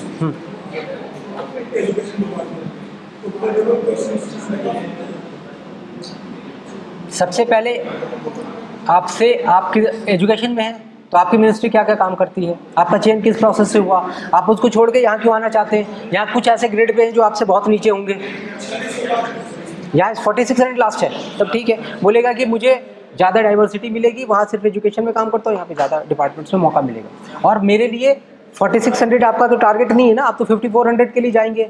आप बोलेंगे कि मैं SDM बनने के लिए इच्छुक हूँ और मैं इसलिए आप सर ये जो क्वेश्चन होता है कि मतलब आप सिविल सर्विसेज क्यों करना चाहते हैं? हाँ, तो इसका आंसर है मॉडल आंसर नहीं, आप अपनी बैकग्राउंड देखिए और उसको जस्टिफाई कीजिए कि मैं क्यों आना चाहती हूँ। मत ये इसको ऐसे नहीं बोलिए, समाज में अभी स्कोप फॉर इम्प्रूवमेंट है और मैं उसका एक पार्ट बनना चाहता हूँ। मैं बार बार आपको डिसिस्ट कर रहा हूँ, ऐसे वर्ड्स ना बोले जो आप ही, जिससे ना कि उन्हीं को लगे कि ये तो वो तो इन सर्विंग पीपल है ना, मतलब मुझे ही चोर बोल रहा है, ऐसा ना लगे। Anything else? Should we wind up now? All the best for you for your forthcoming endeavor, and I will definitely pray that you all succeed. Thanks a lot. Thanks.